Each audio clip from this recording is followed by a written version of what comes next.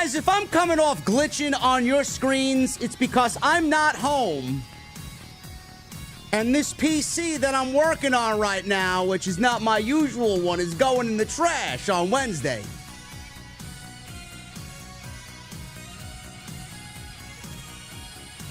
Oh, my goodness! I didn't think they were going to do it, man. I did not think they were going to pull the trigger tonight on Jey Uso. We got a brand new Intercontinental Champion.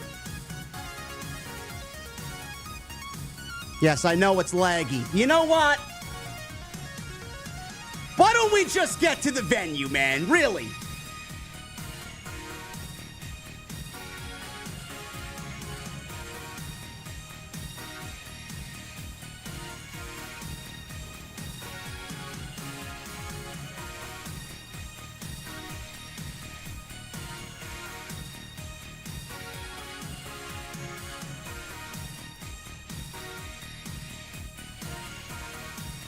Yeet! We're going to my mother's basement tonight, man.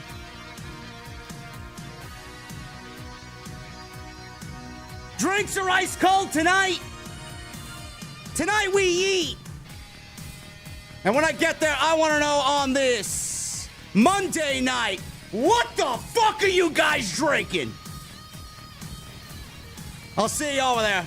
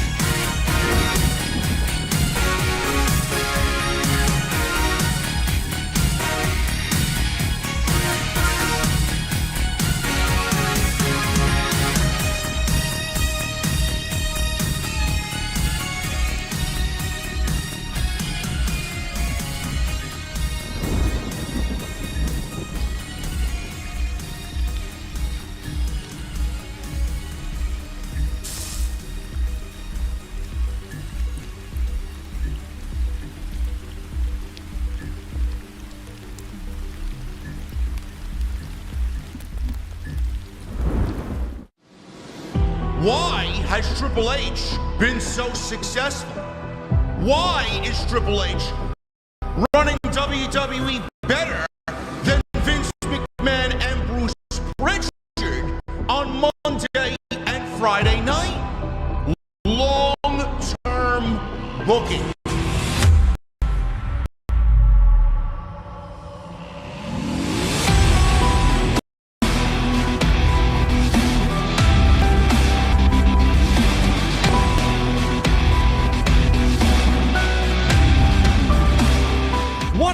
Guys, thank you so very much for joining me right here on Off the Script. This is your Monday Night Raw post show for September 23rd, 2024. I am your host, JD from New York, as always, coming to you live from the OTS venue. Thank you guys so very much for joining me on your Monday nights, wherever you may be. I apologize for the glitching. Hopefully the glitching has calmed down. I am not in my usual office tonight. I am in New Jersey. I am in Atlantic City. And I'm using my ancient definitely 10 years plus PC, which I'm getting replaced here on Wednesday because I bought a new temporary, I guess not really temporary, secondary rig for when I do come down here because I am no longer able to operate on this thing because the graphics that Deviate made for the Dark Horse, they are just so substantial and so vast that it's actually slowing down the streams when I run them in OBS. So they are not going to be working on this PC anymore, so I took care of that today, and I got a secondary rig showing up on Wednesday, so we'll have to get through it, but hopefully for Wednesday's stream, everything will be nice and crisp. Hopefully there's no more lagging, so hopefully the stream goes the way that it needs to. And if it is lagging, I'm sure you guys will let me know on your end because I know what you guys expect here. You guys expect perfection, and sometimes it doesn't work out that way, but we will try our best and get through tonight's Monday Night Raw stream tonight, which I have to shout out.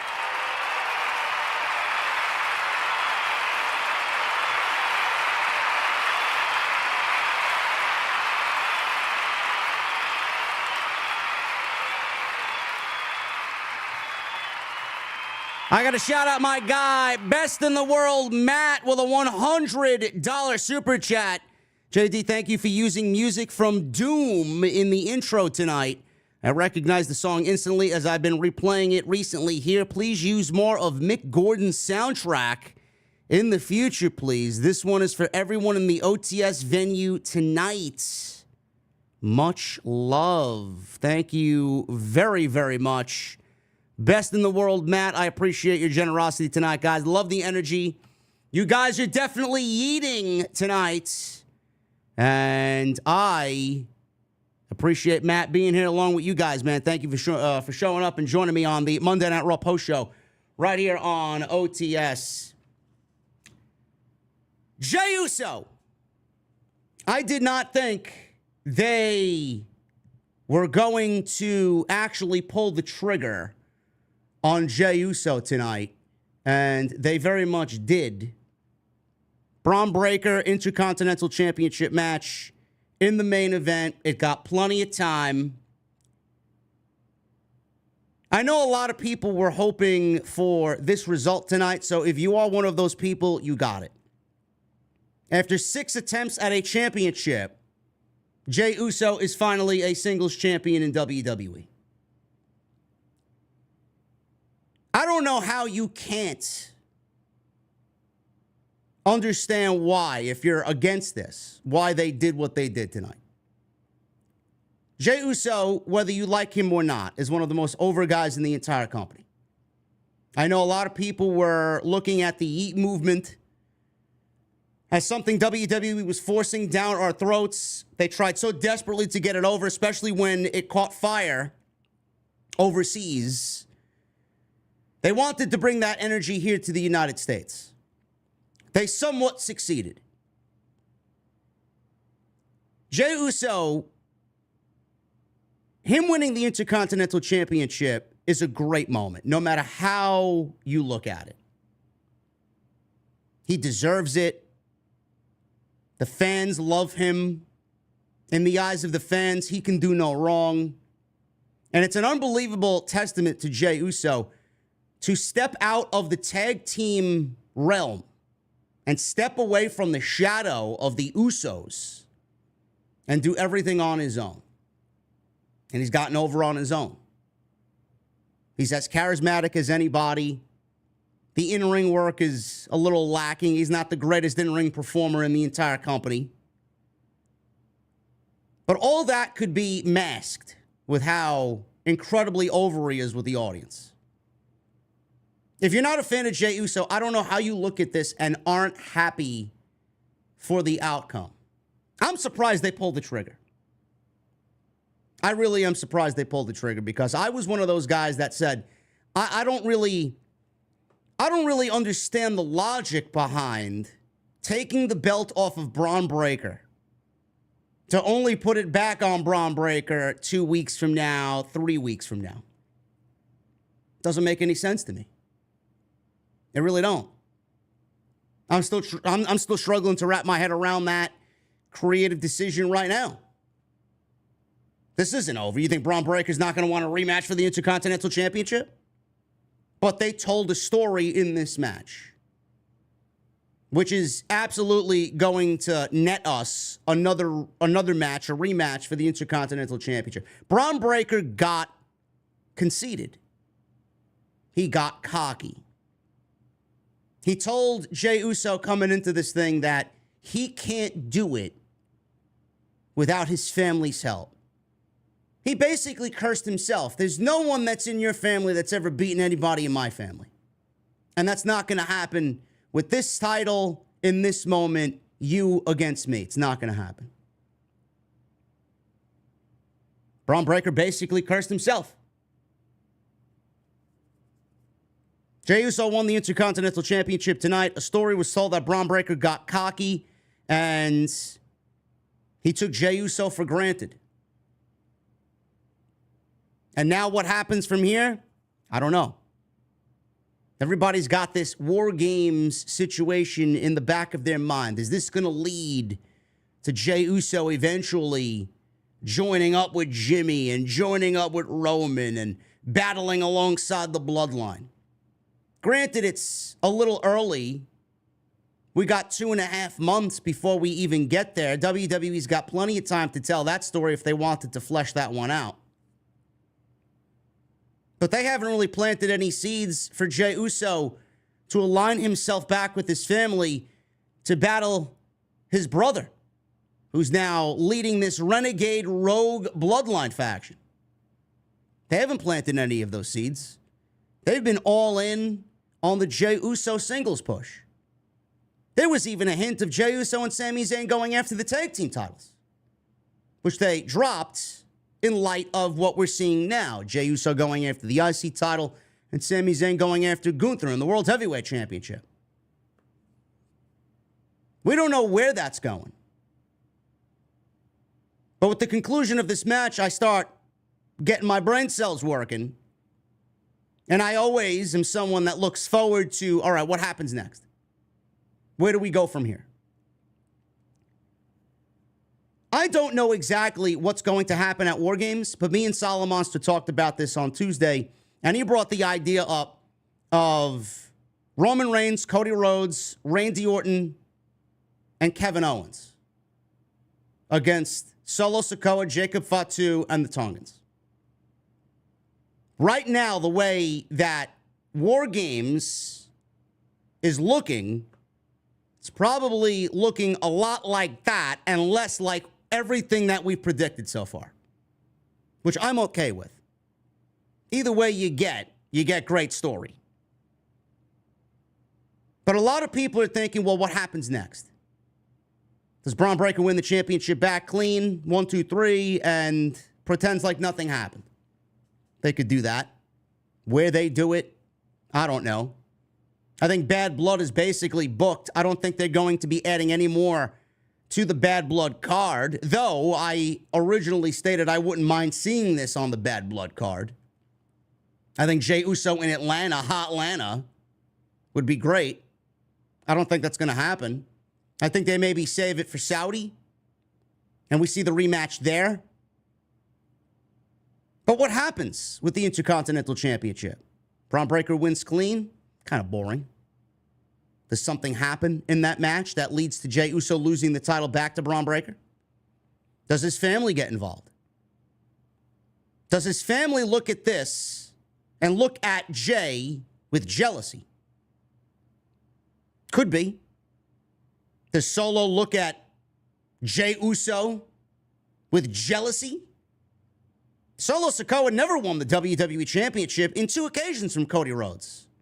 Don't you think that would be eating him up inside to see his brother go on to success? Meanwhile, Solo is leading this new bloodline faction, wants to call himself the tribal chief with the Ulafala, and doesn't have the WWE title to show for it.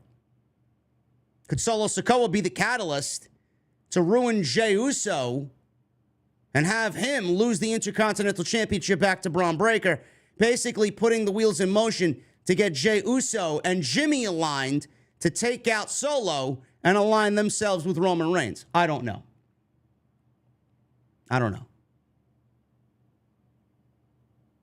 But it's way too early to start thinking about any of that.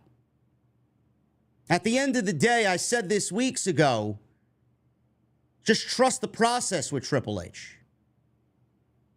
I know a lot of what we've been given on TV has been kind of lame, especially on the Friday night side.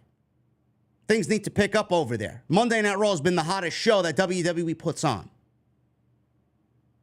But I did say trust the process. Things are starting to pick up. Bad Blood's build has been very good. The Bad Blood card looks fucking great. Triple H is going to cook from this point on. We got a lot to look forward to. Bad Blood's going to be an all-timer. WWE has picked up the Saudi shows. They are just no longer, let's throw them into the middle of the pay-per-view calendar and just get by because that's what they want. They're paying us, whatever. We'll just put anything on those. No, they've actually put on very good Saudi shows that are pertinent in the storyline development and progression of what we see on TV. It used to not be that way. Then we got War Games. You know shit's going to go down at War Games. And then we got Saturday night's main event. And then we got that January 6th Netflix debut on Netflix for Monday Night Raw. And then after that, the Royal Rumble. WWE has perfectly pieced their last 3 to 4 months perfectly together. Bron Breakker losing the Intercontinental Championship is not going to be the end of the world. Bron Breakker's going to go on to win every major championship that this company has. Him losing the Intercontinental Championship to Jey Uso is not the end of the world. You know how many people complain to me that they hate long title reigns? Oh, they put the title on Gunther. He's never going to lose it. Well, you may be correct in that. Look at what he did with the Intercontinental Championship. You don't think he's going to hold the WWE World Heavyweight Championship for at least half of the length he held the Intercontinental title? Of course he is. Bron Breakker won the Intercontinental Championship after he failed at doing that at Money in the Bank. He won it at SummerSlam in relatively easy fashion. Everybody thought from there, including me, well, he's not going to lose that championship until at least WrestleMania. And I wouldn't have taken the title off him. Me personally, if I had the pen, I wouldn't have taken the championship off of him. I wouldn't have. That's just who I am. I just don't find it to be beneficial to have him win it, lose it, and then only win it back 2 weeks later, 3 weeks later. And what does it do for Jey Uso? What good does it do Jey Uso? Because the only other match that he will have in defense of that championship will be against Bron Breakker in a return match for the Intercontinental title. So what good does it do Jey Uso in the long run? Nothing. But I'll tell you what it does. Creating moments. If you have a moment that is ready and waiting to happen, like this, then you take it. Plus, throwing a wrench into the Bron Breakker title run is not that big of a deal anyway. I mean, I'm trying to look at it positively. You're only adding to the overall it factor of Bron Breakker. By the end of the year, he's going to be a 2-time Intercontinental Champion, and he's only been on the main roster for about 6-7 months.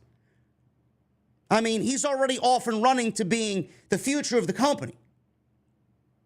So in the long run, it really doesn't matter. I just don't really, me personally, I wouldn't have taken the belt off him. But it's not something that I'm going to actively complain about. I mean, I thought it was a great moment, and you look at that moment, you can't really complain about the moment that you got because the moment was great. The crowd loved it. Jey Uso deserves it. Jey Uso's worked his ass off to break away from the bloodline, break away from Jimmy, break away from Roman, and be his own man. That at some point's got to be rewarded. And WWE's used him. He has put himself in a position to not complain about anything and be used to put others over. He lost how many opportunities at a world championship, the Intercontinental Championship. He lost the King of the Ring. He wasn't even at SummerSlam this year after main eventing SummerSlam with Roman. You reward someone like that and you give him a little bit of the pizza pie. I thought it was a great moment. And as far as the match itself, you see what Braun Breaker's putting out there. You see the type of matches that Braun Breaker's turning out. You see the reactions that Braun Breaker's getting as far as what he does in the ring, the level of intensity, adding a little bit more of that layer to what he does. The dogs are barking in every city louder and louder every week. I prefer a Braun Breaker match over a Jey Uso match. But as far as Jey Uso matches are concerned, this one was probably the best that he's had out of the last string of matches that we have seen Jey Uso in. Not to say that Jey Uso's a great wrestler, but it goes to show you how good Braun Breaker is at how young he is to bring Jey Uso to that type of match. Because Jey Uso, let's be real, hasn't had a real great string of pro wrestling matches, with his WrestleMania match against Jimmy being the worst one of them all. I thought what they did was very special tonight. I thought what they did, at least for the time being, was the right decision. I wouldn't have done it. That's just my personal opinion.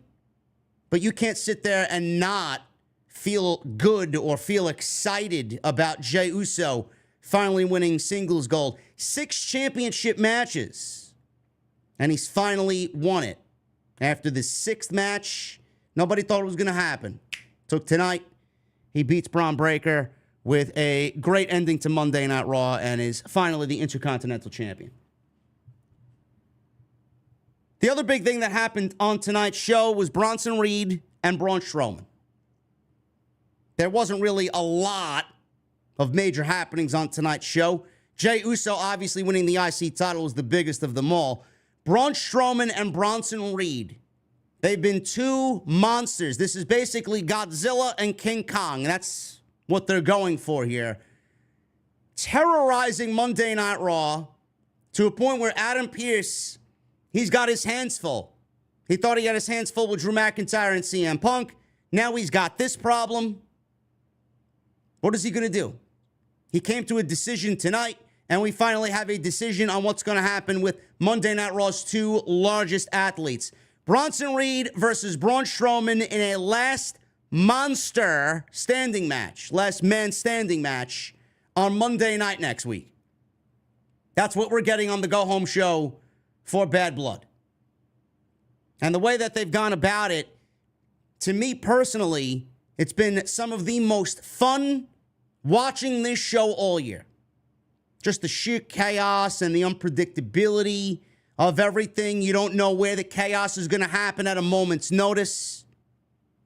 Destroying backstage areas and cars and tsunamis going off left and right.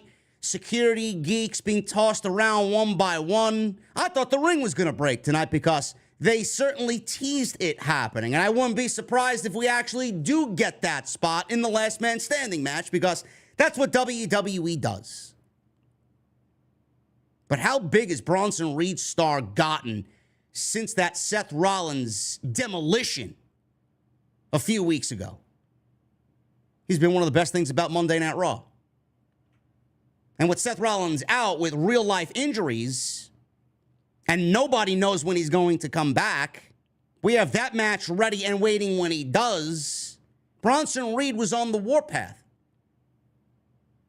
R-Truth, The Miz, Braun Strowman. He finally met his match in Braun Strowman because Braun Strowman is the biggest monster on Monday night.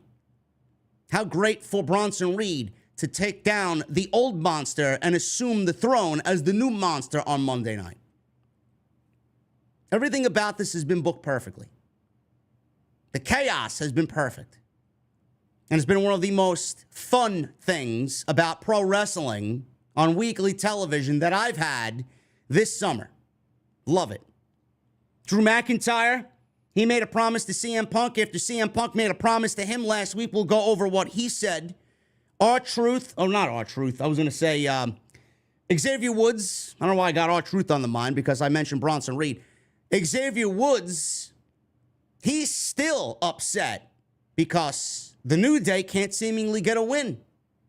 Don't know where that's going, but they did mention the 10-year anniversary next month of the New Day. Are we looking at a 10-year anniversary with sadness because Xavier Woods is going to turn heel on Kofi? Does this lead to Big E coming back to television in a non-wrestling role? I don't know. But I'm more interested in the New Day now than I've been in the New Day in the last 5 years. So that says a lot. American Made finally got a win under their belt after they beat the New Day tonight. And we got a lot more to talk about on this episode of Monday Night Raw, which I appreciate you guys coming here to the stream to hang out with me on this Monday night. I appreciate you guys very, very much. We got 2,700 people in here on a Monday night, man. Thank you. Thank you, thank you, thank you for all the support. We got 530 likes. I'd love to see that get up to 1,000, man. There's no excuses here. 1,000 likes is the goal for tonight's Monday Night Raw post show right here on Off the Script. Tonight sponsored by Factor. You guys know Factor, man. We've been sponsored by Factor before. Easy on the goal, healthy meals. Especially if you're a content creator, man. Pop it in the microwave, you are good to go. I've been using Factor all week. They really come in clutch when you want to keep the content going, when you want to keep those streams going. Tonight, sponsored by Factor, use promo code JD from NY50 to get 50% off your first Factor box and plus 20% off your next month. Use the link that I provide in the live stream chat. I pinned it at the very top. We'll go over my friends over at Factor a little bit later on in the show. Follow me on social media at JD from NY206, Twitter, Instagram, TikTok, and Cameo. Hit that subscribe button down below. Turn on the bell for notifications. We just hit 5,200 subscribers on the second channel, man. Thank you guys very much for all your support over there. We got some more videos coming tomorrow and throughout the week. Thank you for all of the support over there. It's a great way to catch up on the most important parts of the stream when you can't catch the full live stream experience. Tomorrow night, Jason and I, the Salamonster, and I will be live on Tuesday Night Titans. We got a lot to talk about. So make sure you guys join us for one of the hottest shows in the entire community. Tuesday Night Titans, myself, and the Salamonster. Recapping all of the hottest pro wrestling news during the week. Hit that subscribe button down below. Turn on the bell for notifications. And please make sure you guys go check out all of the other content on the channel. There is plenty of it to catch up on. And if you missed anything, everything you need is on the homepage. So go check it out. Monday Night Raw. We opened up with a shot of fans waiting in line to buy merchandise. Braun Breaker, Jey Uso, and Drew McIntyre were shown arriving into the arena. And then we see Dominic Mysterio and Liv Morgan driving up in a red lowrider. As Morgan and Dom entered through the arena's loading dock, Bronson Reed and Braun Strowman crashed through this nearby merchandise table, and officials got in there and tried to break them apart, and they tried to get control of this chaos already. The show hasn't even started. Now, my first question was, I don't know why there was a merchandise stand near the loading dock. I don't really understand that. Are fans allowed back there? Who was buying this merch back there? Was this for employees only? Was there an employees only sale? Friends and family deals going on backstage? I have no fucking clue. Who's selling merchandise backstage?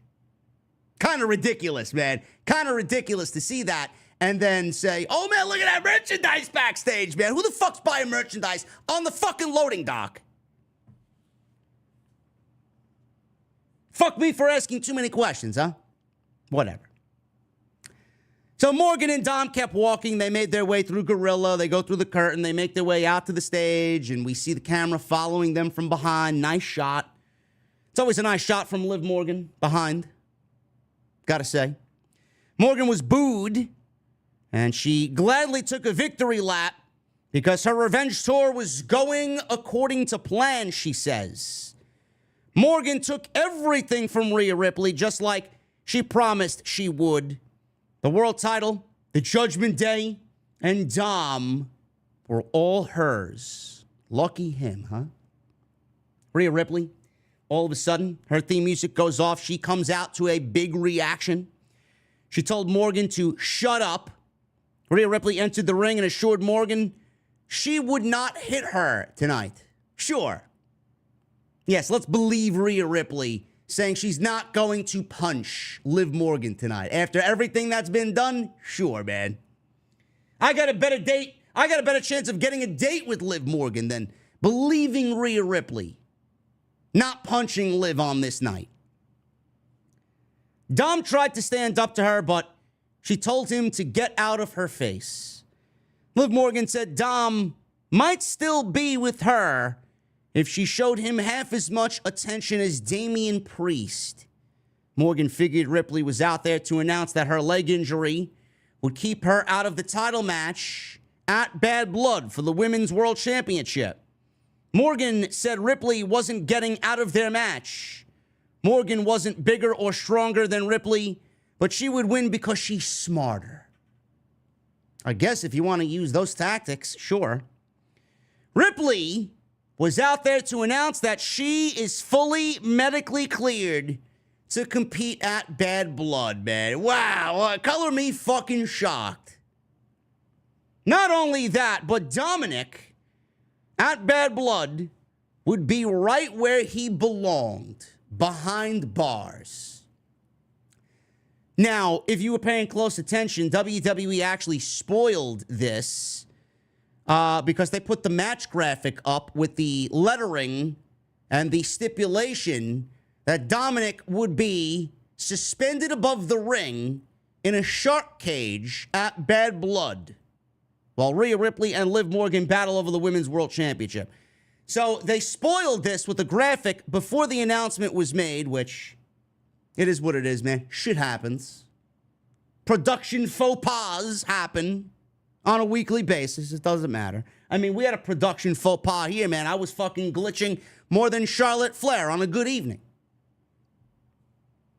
Dominic will be suspended above the ring at Bad Blood in a shark cage. So basically, it's a Dominic on a pole match. Not really. So she's fully cleared. Dominic would be in the shark cage. Rhea Ripley plans on winning back the one thing she never lost, and that is the Women's World Championship. And Rhea Ripley, she did not keep her promise, by the way, because she absolutely blasted Liv Morgan with a headbutt down to the mat. And that was basically it. I like this. Now the question is, you know, obviously the Judgment Day have the numbers game. Finn Balor's got Damian Priest at Bad Blood. Rhea Ripley's got Liv Morgan at Bad Blood.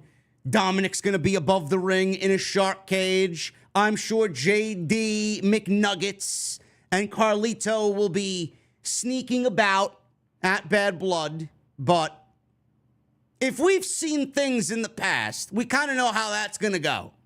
Rhea Ripley can easily dispose of JD McDouble and Carlito. They are no match for mommy. The going narrative in the community is that this match will have a fuck finish. What that fuck finish is I don't know. Now, the one thing that people seem to be hanging on to is the fact that Liv Morgan is going to retain this championship, not with the help of Dominic, but with the help of somebody else. The help of somebody else that's been in Liv Morgan's past, the help of somebody else who's actually held championship gold with Liv Morgan. And that is Raquel Rodriguez.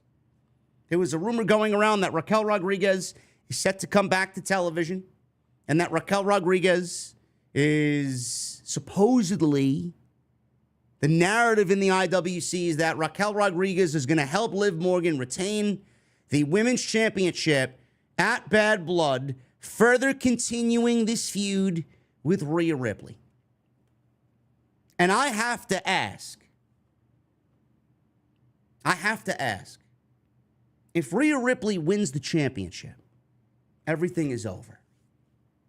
WWE has nothing going on in the women's division on Monday night. They don't.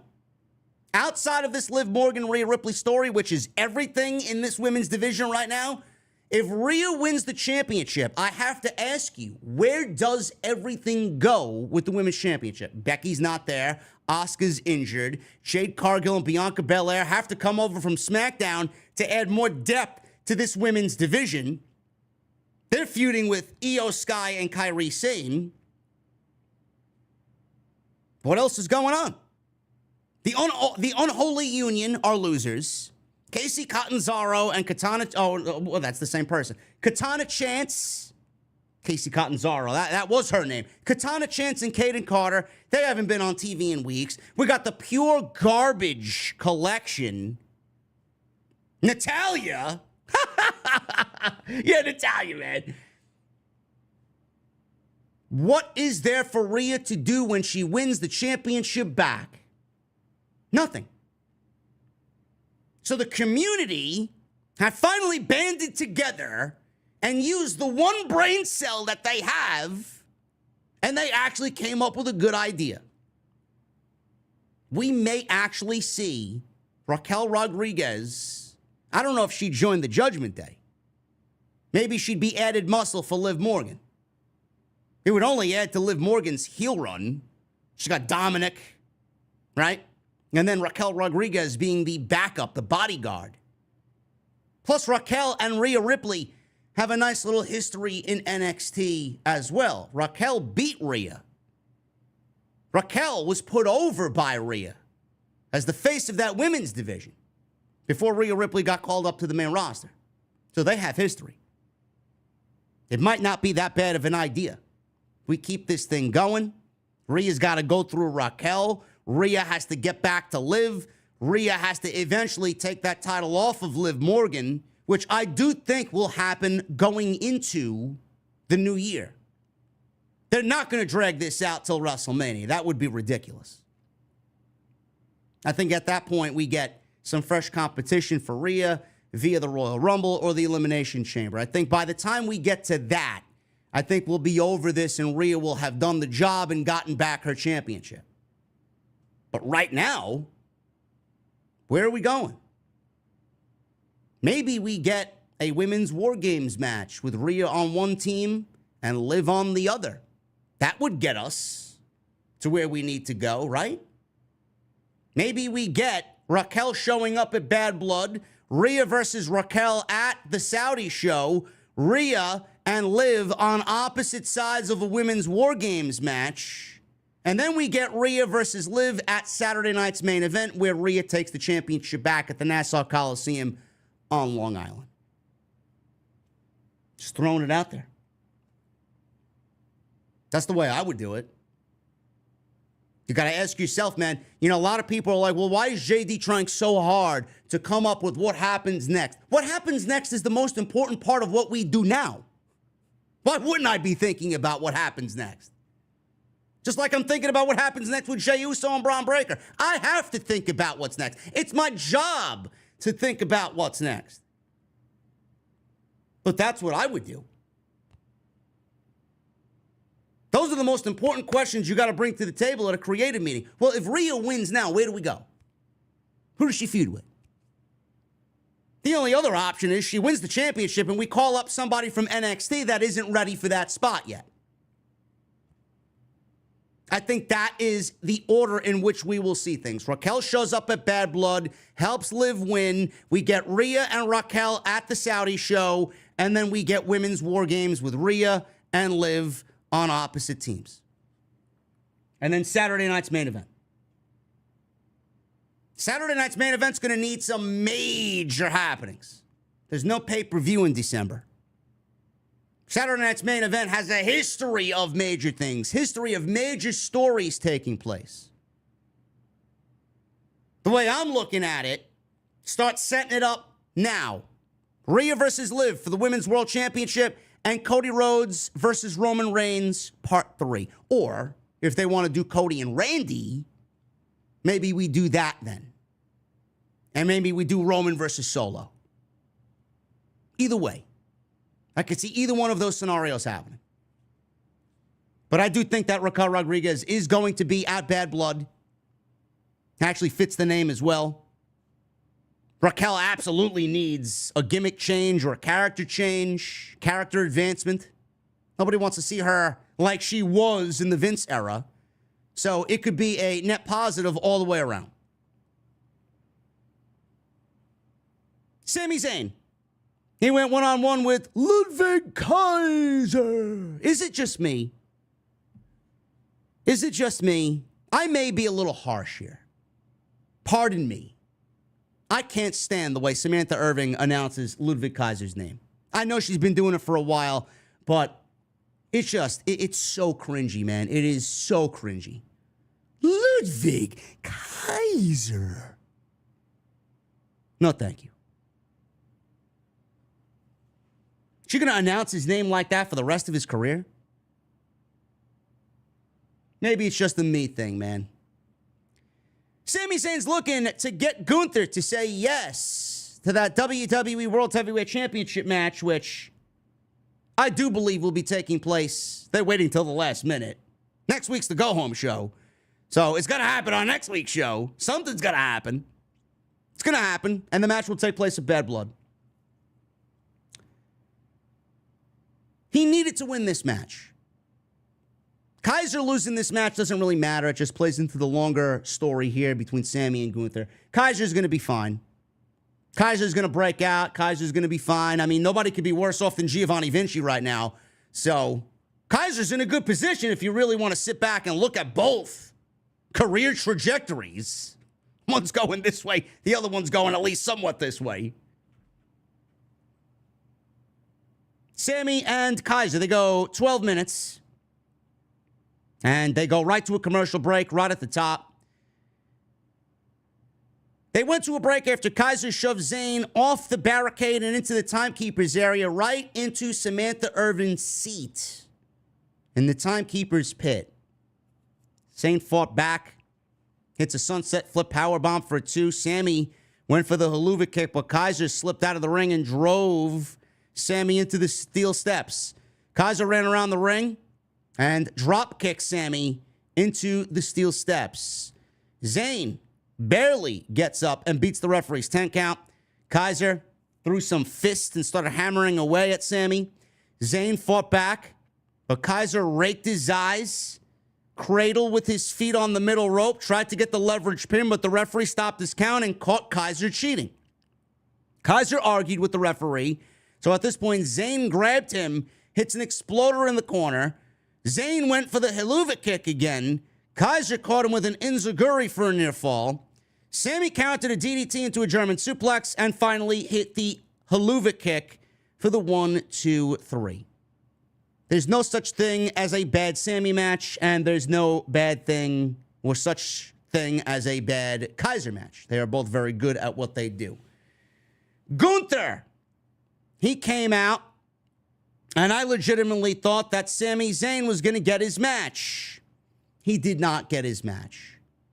Sami Zayn was in the ring after he beats Kaiser. Gunther walked out to his music. He paced at ringside and was angry that Sami Zayn beat his guy. He said he was begging for weeks for this World Championship match. He said Ontario, California is the right place for it. He was teasing the crowd by giving Sami the title match tonight. He told him tonight is the right place to step in and tell him no. Gunther trolled everyone in Ontario, California, and trolled Sami Zayn. Good on him. Gunther is hilarious. Wade Barrett thought it was funny. He said it was a comedic genius type maneuver by Gunther. I don't know if I'd go that far, but Gunther's sarcasm is one of the best things about Monday night. That Goldberg comment that he made to Bret the Hitman Hart is going to live in infamy for years to come. Gunther is incredible. Get on board. If you're not, I don't know what the fuck you're waiting for. The match will happen at Bad Blood, and it's going to be a banger. I'm sure we'll get the announcement next week. Backstage, we go to the New Day. Xavier Woods was rubbing his chin, kind of staring off into space, wondering about what happened last week. They lost the tag team championships to the Judgment Day. Well, they lost an opportunity to win the tag team titles against the Judgment Day. Kofi approached him and says he's been thinking a lot about what he said last week. Xavier said emotions were high. I get it. Kofi says, don't even trip, man. It's under the bridge now. It's water under the bridge. Kofi said that with that behind them, they need to get the New Day back on track for their 10-year anniversary coming up.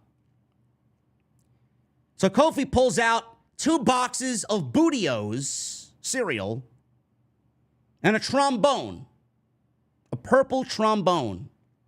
Xavier says that's all fine and good, but this stuff mattered when we were on top.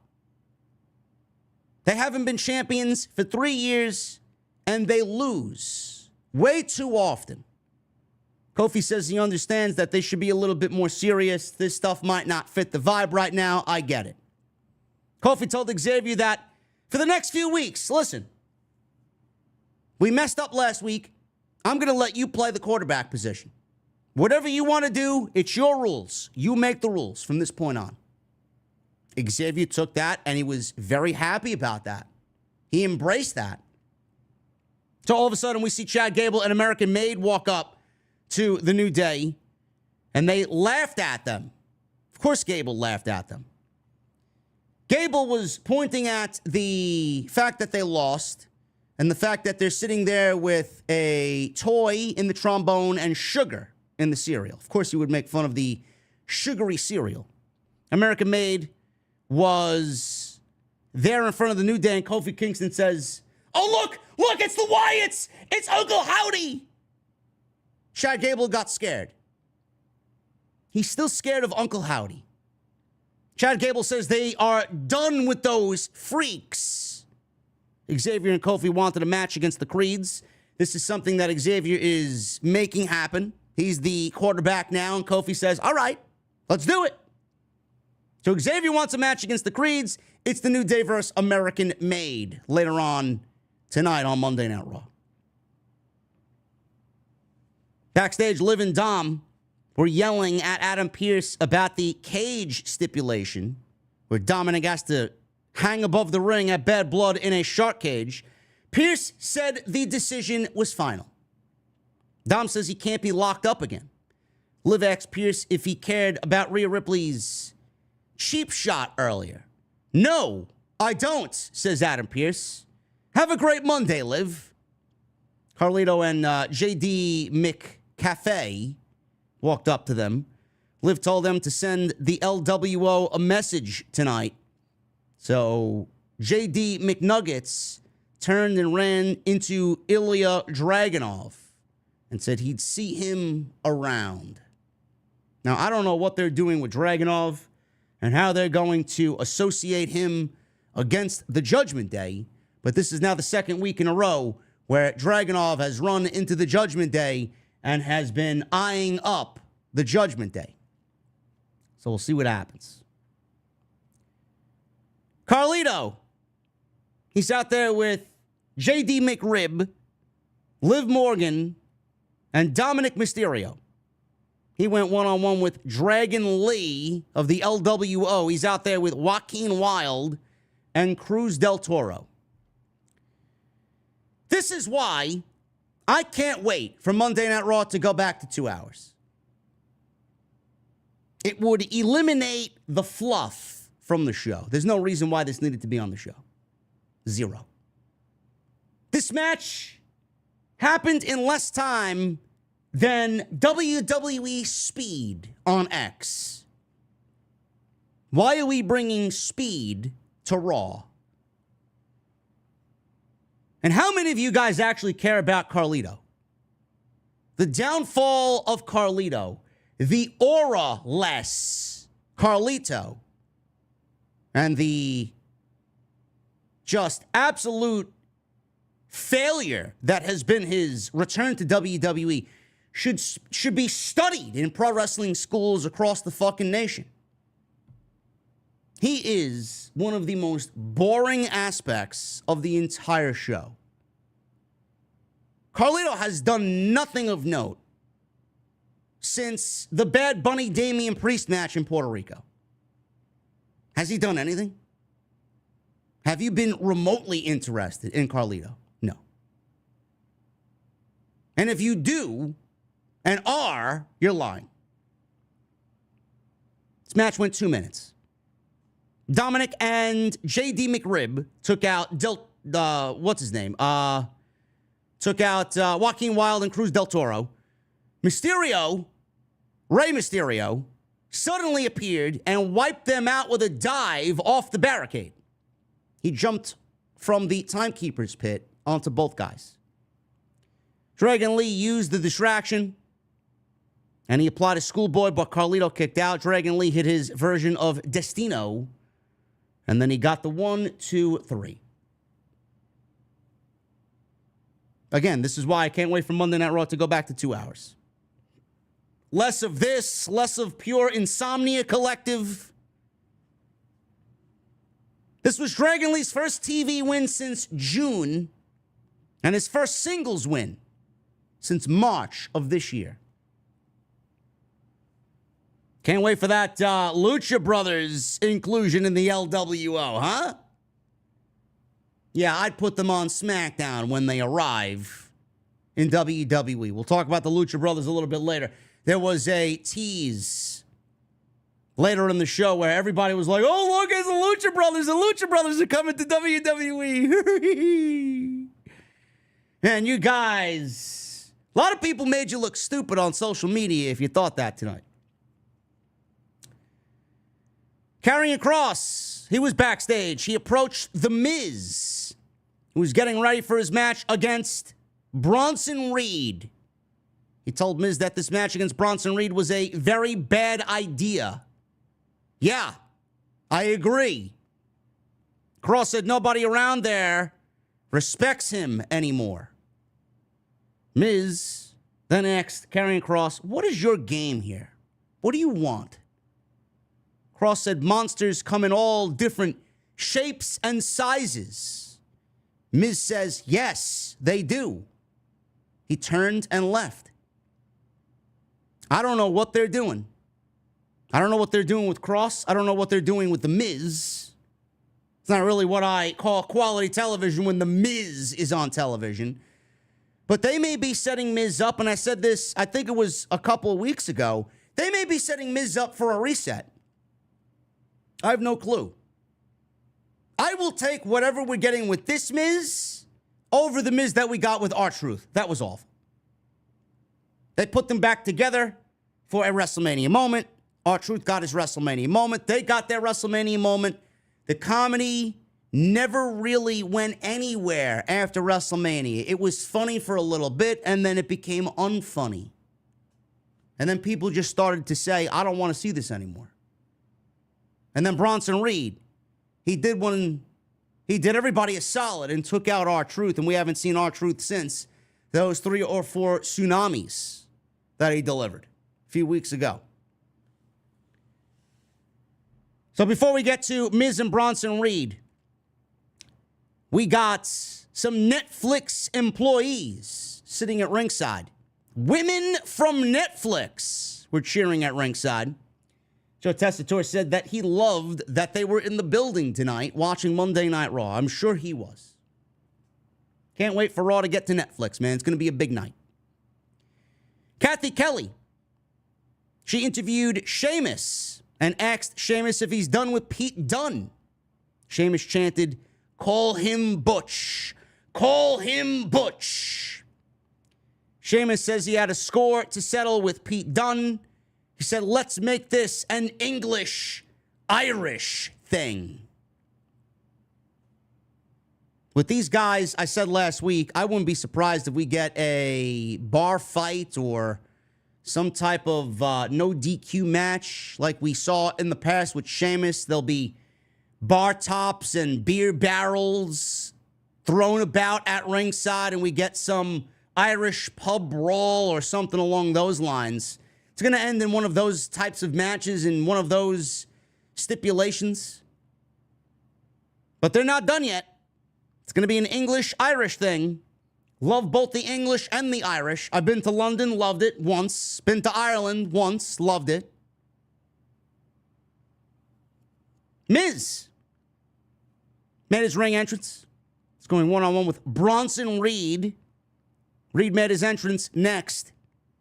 He arrived at ringside. Strowman, all of a sudden, leapt off the ringside barricade. Strowman then ripped off his t-shirt and chokeslammed Bronson Reed onto the ring apron. Miz is in the ring with his hands up. Bro, what are you doing? What are you doing? What the fuck you mean, what are you doing? Bronson Reed is getting taken out by Braun Strowman, and Braun Strowman is actively saving your life, Miz. The fuck do you mean, what are you doing? Miz went up to Strowman and started complaining about saving your life. Reed leapt through the ropes with a suicide dive, because that's exactly what you would want to see coming at you. Bronson Reed's suicide dive. And he took both men out. Security then ran out. Reed knocked two security guys down and landed a tsunami on two guys at the same time. One was laying flat on his back. The other guy was in a pinning position on top of the guy that was laying on his back. And then Bronson Reed goes off the top rope and delivers a tsunami splash across this poor schmuck's back. I would not want to be either one of those guys ever in life in that moment. I would never want to take that move, period. I would rather take a Gunther... Actually, I don't know. What is worse, that or a Gunther chop? I might have to go with the tsunami. It depends, though. Am I going to be shirtless when Gunther chops me? That's a very difficult question, man. What would you guys rather take? A Bronson Reed tsunami or a Gunther knife-edge chop? I don't know. So Reed does a tsunami splash on both of these security geeks. Strowman tossed another security guy over the top rope. Reed and Strowman squared off. More security ran out. Reed and Strowman beat everybody up. They collided middle of the ring with a double clothesline, and we got a double down. I don't know how many security guys they beat up, man. It was almost like clown college. All these graduates just came out of the fucking clown mobile, and they ran into the ring. Hey, guys, look at me. They were getting beat up one by one. I don't know where WWE gets these security guys from, but whoever's training the men is the absolute worst at their job. Terrible. Strowman stood tall in the ring as Bronson Reed pushed up the aisleway. We had so many security guys just trying to break these guys apart. And that's the way this segment came to a close. I like this stuff, man. This is unpredictability. Nobody wanted to see a Miz and Bronson Reed match. Nobody gave a shit about that. The fact that they threw this in there and we got chaos and we got these geeks being thrown about and beat up and Bronson Reed goes off the top rope and does a tsunami splash on both guys at the same time and they start colliding with each other. It's like Godzilla meeting King Kong in the middle of the fucking ring. Great stuff. There was a spot in this pull-apart where they were both on the top rope. This was before all of the remaining security guards came out there. Bronson Reed was perched up, sitting on the top rope. Braun Strowman was just pounding away on the back of Bronson Reed with clubbing forearms. I thought that they were legitimately going to do the superplex spot. I think this was a tease for next week's match. I thought they were going to tease breaking the ring here with a superplex spot. But they didn't do it. They got them down, and I think it's going to be a situation where we get this happening next week. I do think the ring in next week's match is going to break. That's my prediction. And I think they teased it with this spot here tonight.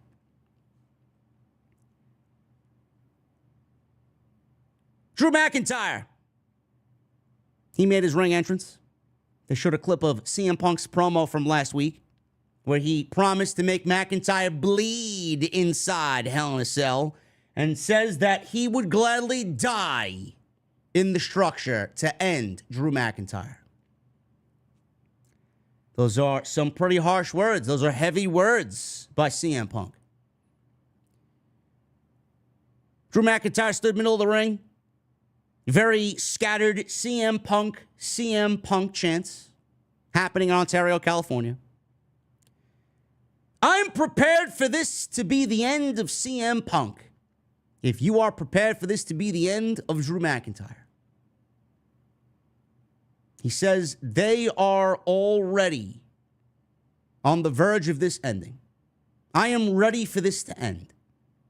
He says he didn't want to get back inside Hell in a Cell. He said in his past Hell in a Cell matches, it's left him broken to this day. He said his wife has begged him for months to get away from CM Punk because she can see what this is doing to him and his family. Fans chanted CM Punk. He said the match will happen regardless of what their family wants both guys to do. Drew promised to make Punk bleed a lot. He says he'll make him feel more pain and suffering than he ever has before. He says it's always been good versus evil. He said Punk has always seen himself as a godlike figure, but he's just a man who has broken easily in the past. He says he will break him easily inside Hell in the Cell. No real new information coming out of this promo from Drew McIntyre. Everything that we have done up until this point, we've expended all of those options. Everything we've said up until this point, there's nothing left to be said, both by CM Punk and Drew McIntyre. There's 1 week and a half to go. One Monday Night Raw to go before we get inside Hell in the Cell. What is the last show? What is the last Raw going to do to sell us on this match that we haven't gotten already? Match is made official. Match was made official by Adam Pearce. Punk talked about it last week. McIntyre talked about it this week. They made promises to each other in the last 2 weeks. What else is there to be done? No contracts need to be signed. I don't know. It's it. It's over. It's coming to an end. I said this on TNT. I don't know how you guys feel about this. I said this with the Solid Monster a few weeks ago on TNT. I don't know how McIntyre and Punk, even after Hell in a Cell, I don't know how they exist on Raw together even after this. See, this is what I do. I could sit on the fucking toilet and take my morning constitutional dump and think about, hey, man, what are we doing with Drew McIntyre and CM Punk after Hell in a Cell? I could be sitting at the fucking bar watching the goddamn ball game thinking about what is going to happen after CM Punk and Drew McIntyre enter Hell in a Cell and it's all over with. This is my job to ask what happens next. But if you guys watched TNT, it was even before TNT. It was that week, and then I reiterated it again with Jason on TNT. I said word for word, I don't see how they coexist on Monday Night Raw even after Hell in the Cell ends. Punk has already made his road. He wants the world championship. He wants Gunther. He's already called out Gunther. But Punk foolishly called out Gunther, and McIntyre then broke his bracelet, because how could you call out Gunther when you haven't beaten me yet? You think by touching 4 corners in a strap match, you think that's going to get you a world championship match? It doesn't work like that around here. Not with me. The bracelet was broken. McIntyre beat the shit out of him, left him a bloody mess. We get Hell in a Cell. But this is what I mean. Even after that, and Punk goes after the world championship, you don't think McIntyre is going to want to get after CM Punk even though he's done after Hell in the Cell?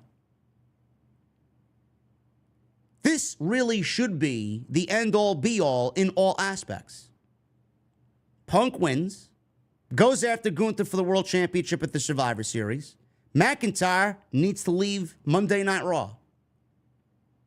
I said it weeks ago. I think moving McIntyre over to SmackDown would be the best thing to do for Drew McIntyre. What else is there for him to do on Monday Night Raw after he loses to CM Punk inside Hell in a Cell? He's not going to go after the Intercontinental title. He's not going to win the World Heavyweight Championship. What else is there for him to do? I'd love to see trades happen on Monday and Friday night. What happened to trades between Adam Pearce and Nick Aldis? If he wants to be done with this, maybe we trade Drew McIntyre over to Friday night in exchange for AJ Styles, who's not really doing much of anything. That's what I would do. They need heels over there, don't they? They need heels over on SmackDown. A lot of that is going to be alleviated when Randy Orton turns heel. Is Kevin Owens turning heel? I don't know. We've gotten the Kevin Owens heel turn before. How many times can he turn his back on a friend and turn heel and then go babyface and turn heel and turn babyface and turn heel?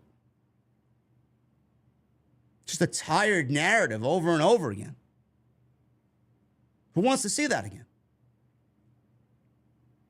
Maybe what Kevin Owens has done the last 2 weeks is to throw you off for the real heel turn that's going to come. And that's going to be Randy Orton. I don't think we're getting a heel turn yet. Because I do firmly believe that we are going to get all of this that you're seeing on Friday night lead into War Games. Cody's going to try his hardest to convince both Randy and KO to team with him and Roman at War Games to finish the bloodline off once and for all. And when they don't, that's where you're going to see the RKO. That's where Cody's going to have that RKO hit him out of nowhere. And we are on our way to having Cody and Randy feud for the WWE title. Meanwhile, you don't turn Kevin Owens heel. What good would that do to turn KO and Randy Orton? That's why I would move Drew McIntyre over to SmackDown, have him be the heel, have Randy be the heel, keep KO babyface. That's what I'm kind of envisioning here for Friday Night SmackDown. But again, I mean, this is all hearsay. This is just me fantasy booking. But that is going to be an issue after Hell in a Cell. What do we do with Drew McIntyre? Again, you have to ask these questions. What do you do with Drew McIntyre after Hell in the Cell is over? I don't know. I don't know. You could do Drew and KO.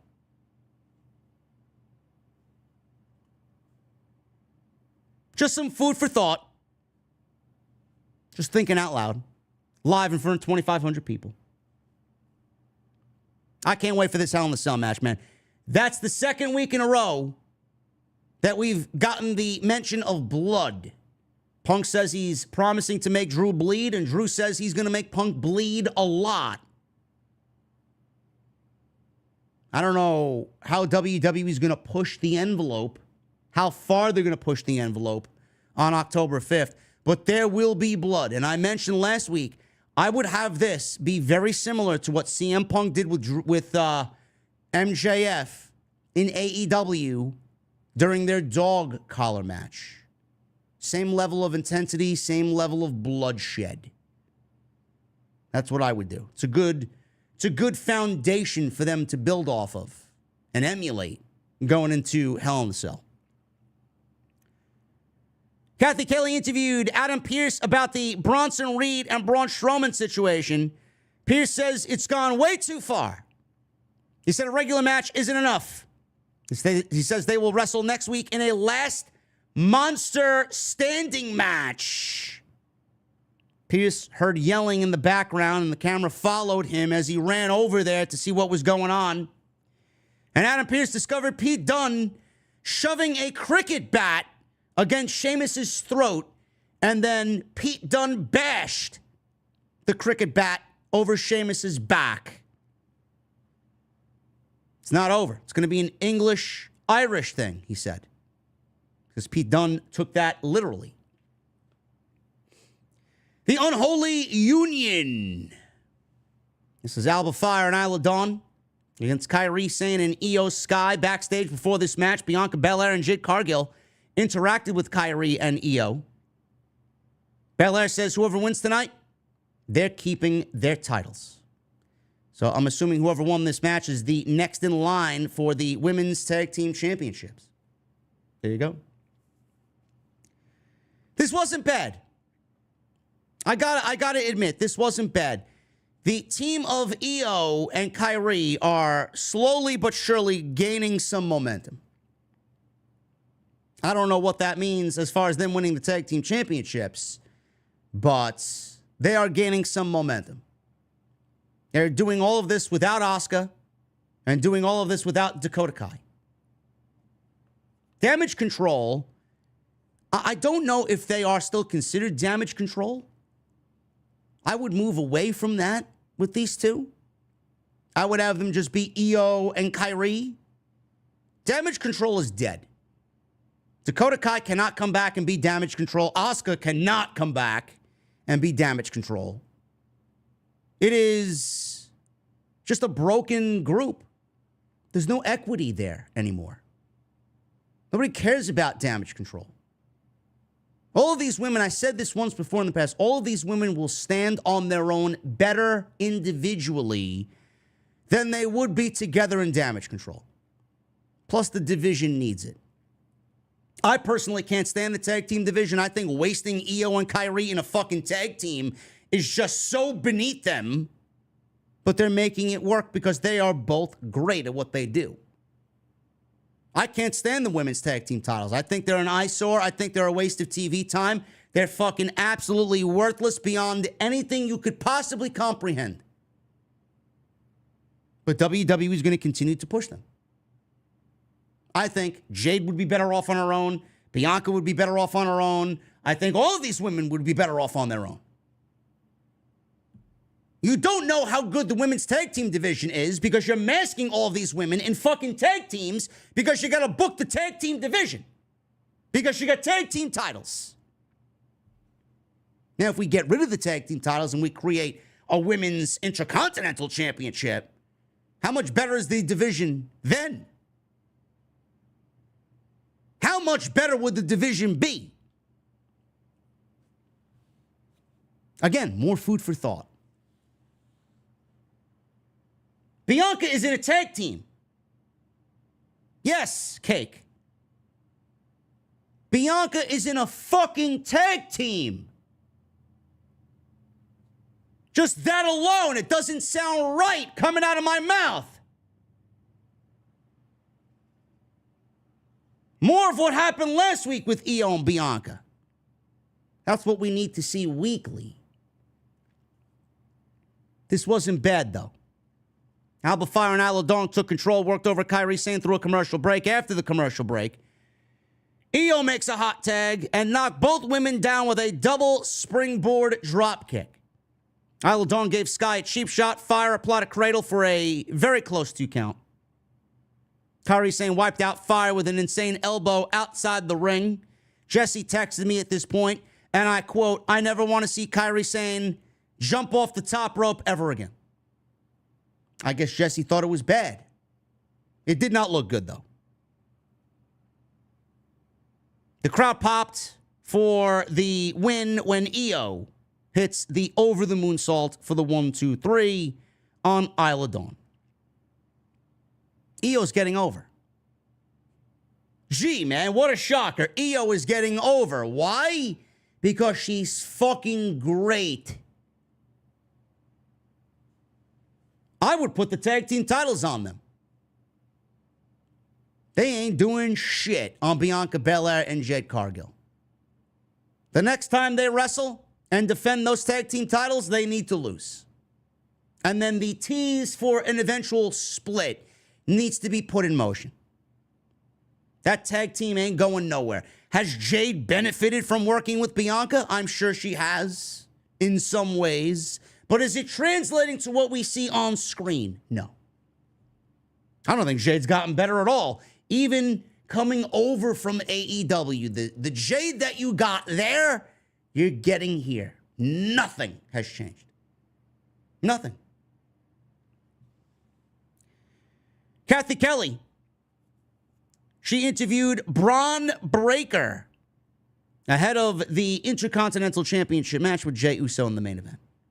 Breakker says it's game day, and that means the dogs are barking in Ontario. His tone shifted from enthusiastic to angry. He says there will be a winner and a loser, and the IC title deserves the right superstar to carry it over their shoulder. He says someone's getting their ass kicked, and it won't be him. He says he'll be champion for so long, Jey will have to work his way back up in the standings. The New Day. They made their ring entrance, and they were getting ready for their tag team match against the Creed brothers. This was actually a very good tag team match. They gave these guys a lot of time. 15 minutes worth of time to tell the New Day story. Xavier Woods, once again, I don't know if you guys were aware or if you were paying attention, if you watched the show. He wore all black and Kingston wore green. So clearly, as far as their ring attire, they are not on the same page.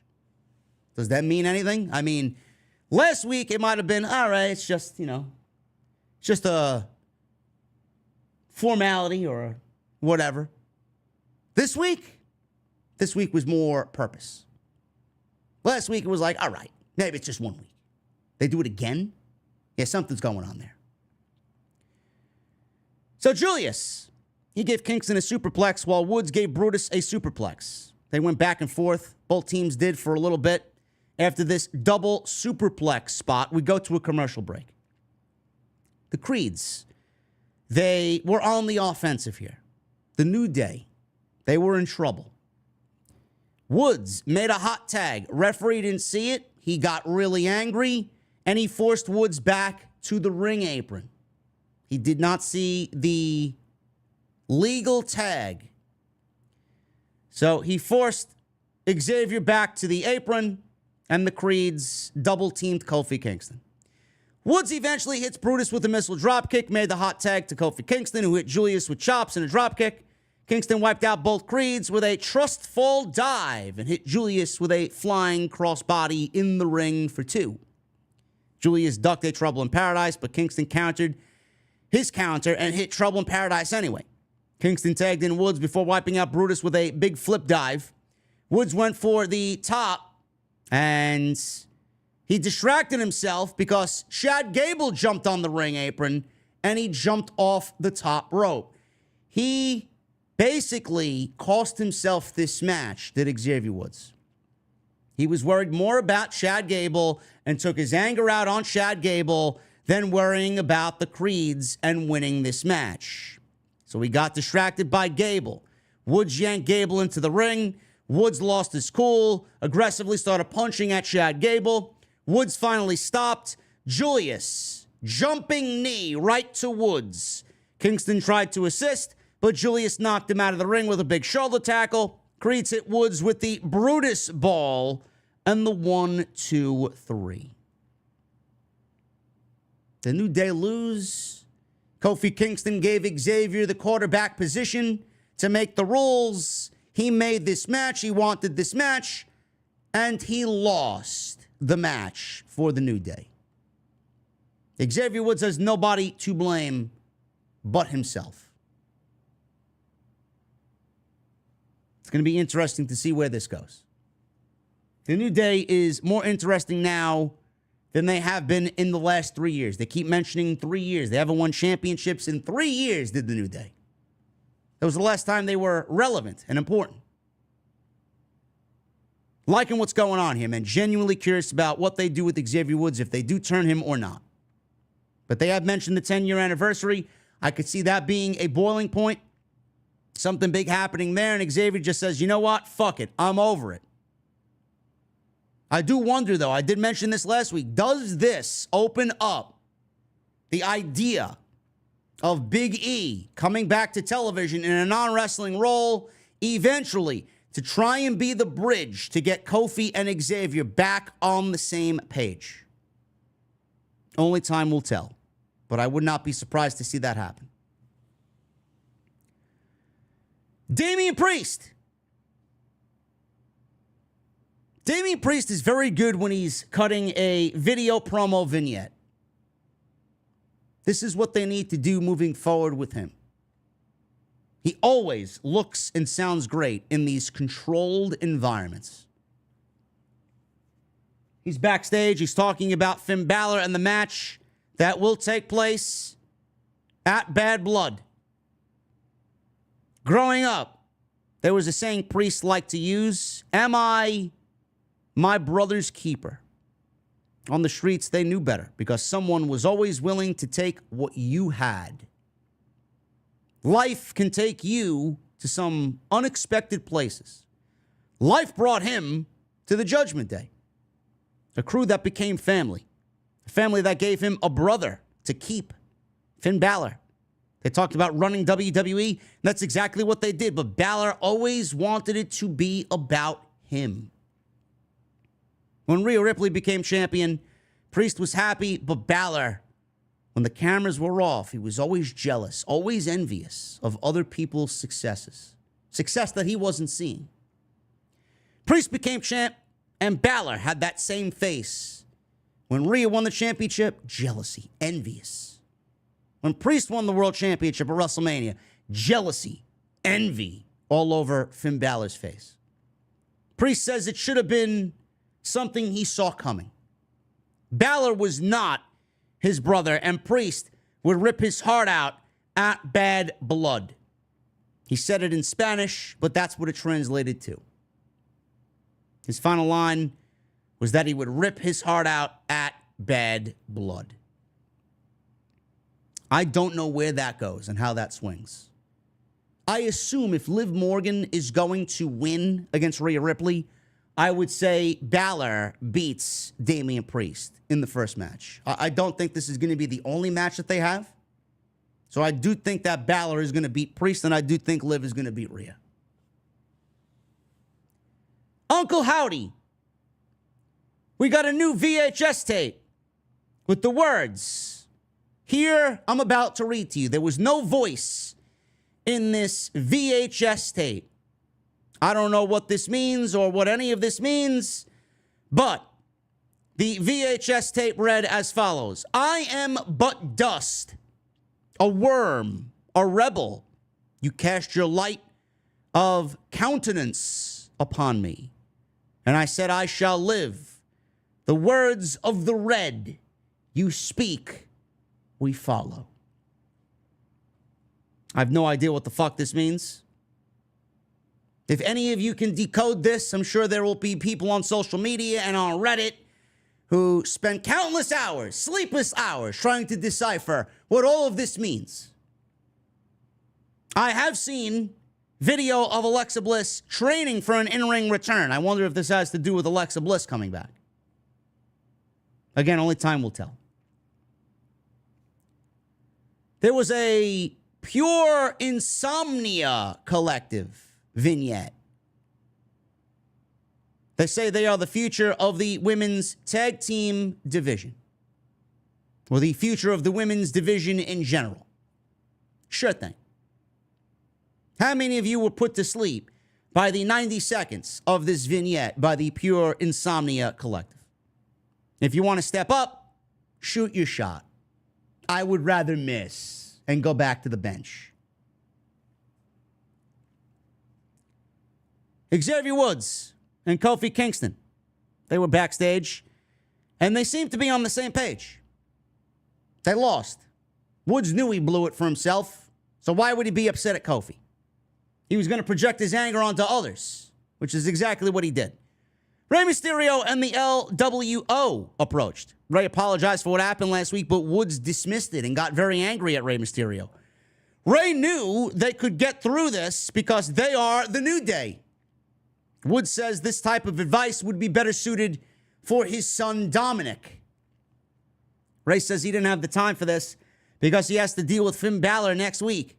Woods was offended that Rey thought Balor was more important than him because he was a future world champion while Woods wasn't. Kingston tried to calm Woods down, who was very pissed. Rey said he had enough. I'm leaving. I don't need to deal with this disrespect. You know? I got Balor next week, but you know what? That shit can wait. He challenged Woods to a match next week instead, and he accepted. So it's going to be Rey Mysterio versus Xavier Woods next week instead of Rey Mysterio versus Finn Balor. LWO left. Kofi understandably didn't understand why Woods was so upset. But of course, Woods thinks he's right. Woods thinks what he's doing and what he's saying is the right way. And he doesn't realize that what happened out there is all his fault.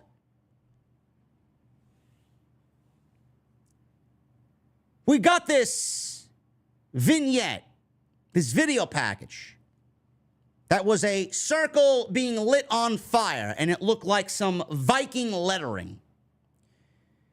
I don't know what everybody else thought of this, but if you guys go to their social media, I'm sure you'll see it. I'm sure they'll post it on YouTube. It looked like some Viking lettering. Everybody was making it out to be the coming vignette for the Lucha Brothers. I don't know why everybody thought it was the Lucha Brothers, because it had Penta, there was a P, there was an R, and there was an F. Now, if you go translate this in the language of the Vikings, this, according to the sleuths on social media, spell war. Now, I don't know what that means as far as Penta and Rey Fenix, but they will be coming in regardless. To kindly let everybody down easy tonight, this is not the fucking Lucha Brothers. This is the War Raiders, or the Viking Raiders, or what I hope is the War Raiders. It's Triple H. Triple H has changed names. Triple H has changed names on the main roster. We've gotten Pete Dunne back to being Pete Dunne. We've gotten LA Knight back on television. Are we looking at Triple H bringing back the War Raiders and finally doing away with the Viking Raiders? One could hope, right? Remember that? The Viking experience. The Viking experience, pal! I hope to God it's the War Raiders. And good for them. Imagine getting them back in the tag team division, man. You guys probably, most of the WWE audience probably has a short-term memory because the shows just happen so frequently and they move so fast. Ivar was fucking doing great on his own. Ivar was killing it as a solo. Then Eric got hurt. So he had to. Eric got hurt. I don't know when Eric's coming back. I don't know what his timetable is. But this could either be for the War Raiders or Ivar coming back. Just by himself. We don't know. But this has nothing to do with Rey Fenix. Nothing to do with Pentagon Jr. And this could potentially be for the Viking Raiders coming back. Or best case scenario, the War Raiders returning to their NXT names. Maybe they just go back and give us Hanson and Rowe. But I think Ivar and Eric, I think they got more equity in the WWE than Hanson and Rowe do. But maybe they just changed the name of the tag team because that's what's most important. So we'll see what happens. I know Michael Cole will be happy, man. He can't wait to see the helmet back. He loves that fucking helmet. Main event. Jey Uso's entrance started on the concourse. He was surrounded by fans. He did a big yeet in front of the large crowd. Both guys get their ring introductions. Jey Uso gets his. Braun Breaker gets his. Main event for the Intercontinental Championship. 90 seconds into the match, we get a commercial break. But Jey, right before the commercial break, hits a suicide dive into the first commercial. So we come back from break. Wade Barrett let us know that Jey has been in control, but Braun hit a power slam during the commercial break. And when we get back, that's how he took control of the match. Wow. Normally, we don't know. Thanks for filling us in, Wade. Wade and Joe Tessitore have done a great job on commentary. So Braun's in control. He whipped Jey into the corner, hits an overhead suplex. They took turns trying a vertical suplex until Braun dropped Jey over the top rope. Braun hits a backbreaker and let go of his cover to do push-ups. From that moment on, you knew that Braun Breaker's story in this match was, I got this in the bag. This is too easy. I'm going to be cocky and gloat. Fucking guy was doing push-ups after he opted to release the pinfall only at a 1 count. So he taunted Jey. Jey came back with a kick, tried a suicide dive, but Braun knocked him down. Braun smashed his head against the announce table. Braun then leapt off the apron and tackled Jey over the announce table with a bulldog. Jey came back with strikes. With every strike, the crowd was chanting, yeet, yeet. Running hip attack on Braun Breaker. He did not get all of it.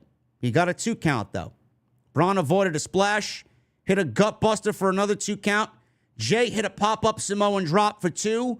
Braun hits a Frankensteiner for 2. Crowd chanted, this is awesome.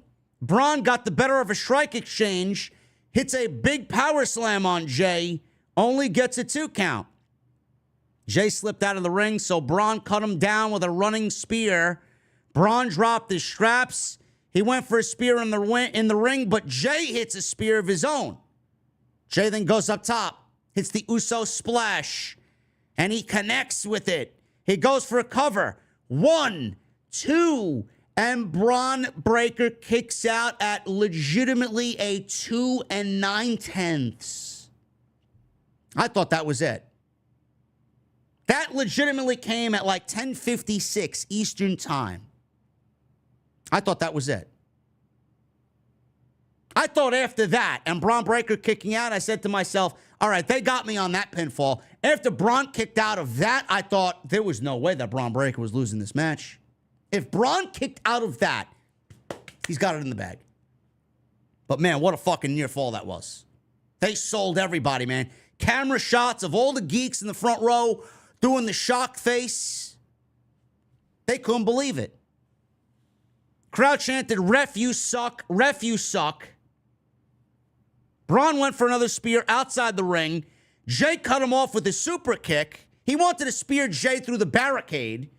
But as soon as he ran around the ring, like he usually does, Joe Tessitore says he gets full head of steam and runs 23 miles an hour. As soon as he did that, he got to the barricade. Jey met him with a super kick. Jey hits another spear, and he spears Braun Breaker through the barricade. At this point, I'm like, what's going on here, man? Jey quickly, we're legitimately at the 10:59 portion of the show. He hits the spear on Braun Breaker through the barricade. He quickly gets Braun Breaker up, rolls him in the ring, hits another spear on Braun Breaker, positions him, goes up top, hits the Uso splash. 1, 2, 3. And Jey Uso pins Braun Breaker and wins the Intercontinental Championship. Jey Uso is the new Intercontinental Champion. Crowd went fucking crazy. Fireworks are going off. This is why I can't wait for Monday Night Raw to go to Netflix. WWE has a serious time issue. I love this ending and I hated this ending at the same fucking time. You know, to me, man, you know, when you look at things and the way that they transpire, it's like watching the end of a fucking movie.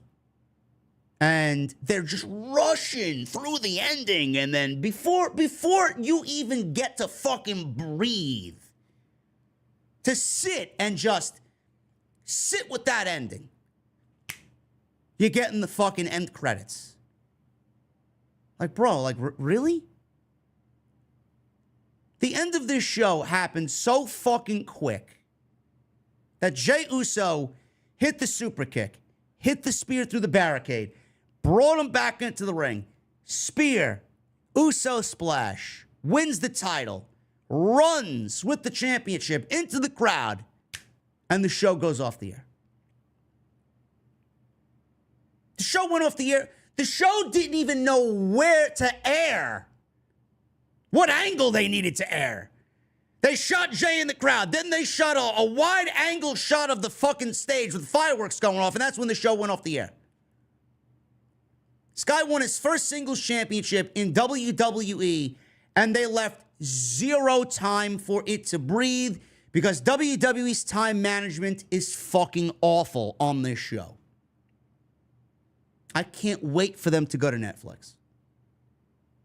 If what we're all talking about happens, and they have a 3-hour limit, they don't need to go to the 3-hour limit every week. If they want to go 3 hours, they go 3. If they want to go over 3 hours, they go over 3 hours. They want to go 2 hours and 15 minutes, 2 hours and 20 minutes, 2 hours and 40 minutes, depending on the match, depending on the story, depending on the situation. We're not going to get these problems on Netflix. That took away from the moment, killed the moment. But the moment was great. Watching Jey win the championship was a great moment. He deserves the championship. Do I think he's going to hold the championship for a long time? No. I'd give him less than a month. Braun Breaker will win that championship back. Like I said in the beginning, I don't see the point in having Breaker win the title, taking the title off of him, only to put it back on him, making him a 2-time Intercontinental Champion. It does throw a wrench into the gears. I do like that. I don't love it, but I do like it. It breaks things up. It creates unpredictability. A lot of people don't like giving one guy a title and having him hold on to it for months and months and months and months.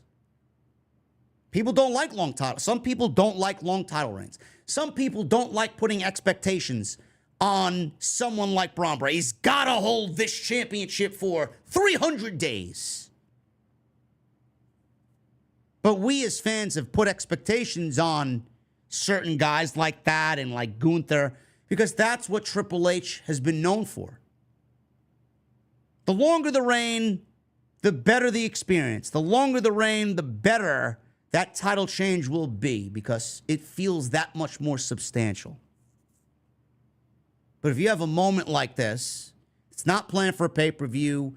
You're not planning it for it to happen, you know, at a Survivor Series or a Bad Blood or Saudi, whatever. God forbid. Saturday Night's Main Event. This was his moment to do it now. There was not going to be any other moment for him to do it. So he did it. You can't fault him for that. He made a moment. He made a memory. He took advantage of that and executed. Good. When you see that and you see that moment staring you right in the face, you take it. You take it. No matter what the illusion is on Braun Breaker and how Braun Breaker's future is so bright and so unbelievably big, he's fine. I wouldn't have done it. But that's just me. I'm one opinion. I'm one man. I'm old school in that way. I just don't see where Jey wins the title, does anything with it, only to drop it back to Braun Breaker.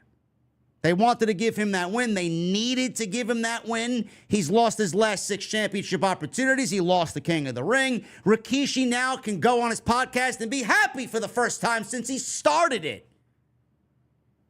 Only to then complain when his son loses the championship back to Braun Breaker. They're not doing anything creatively with my son. Now they are. They just gave your son his first championship title victory. Where do we go from here? I do think that Braun Breaker wins it back in Saudi. I do think it may be before that, honestly. But I think Saudi's the time to do it there.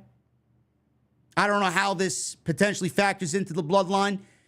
Does Braun Breaker win it clean back with the lines that Braun Breaker projected at us? You can't win this without your family's help. There's never going to be anyone in your family that beats anyone from my family. It's not going to start with you against me. Again, I mentioned Solo Sikoa. We don't know how any of this is going to happen with War Games, how that's going to take shape, when that's going to take shape, with who it's going to take shape. Is Solo Sikoa going to look at his brother, Jey, winning a championship for the first time, and set his goons out to go take him out? I don't know. He's failed now twice against the WWE champion. Maybe he's got to lose everything and then see his brother succeeding and take that away from him because of jealousy, which then leads Jey, Jimmy, and Roman getting back on the same page. We don't know. There's time for that to take place. There's time for that to materialize. I'm going to trust in the process.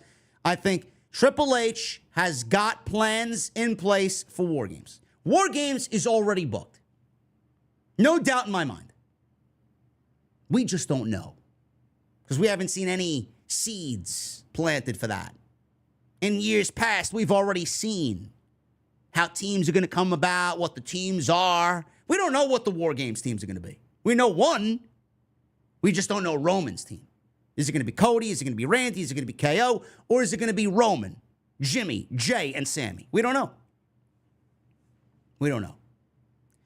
But I thought Monday Night Raw tonight was a very good show. I thought it continued to progress some of the matches and feuds that aren't on the pay-per-view in 2 weeks. I thought they did a good job at building those. You see what Triple H is doing here. He's got his pay-per-view matches. He's got his pay-per-view feuds. And then he's got so many other things going on that you could put another 2 or 3 matches on Bad Blood. But he doesn't want to overload the pay-per-views because obviously it will become AEW and nobody wants that. Nobody wants fucking 11 matches on a pay-per-view or a PLE. So it gives you this, the top 6 or top 7, and he's got like 2 or 3 other feuds left over, and he saves them for Monday night. Same thing with SmackDown. He's going to save some of those matches for Friday Night SmackDown. So he not only makes the PLEs important, but he's making the Monday Night Raw and the go-home show important. Because he's putting those matches that could be on the pay-per-view on the Monday Night Raw before the PLE. Trust the process, man. Trust the process. I thought Monday Night Raw was very good. And Jey Uso is the new Intercontinental Champion. And deservedly so. Good for him.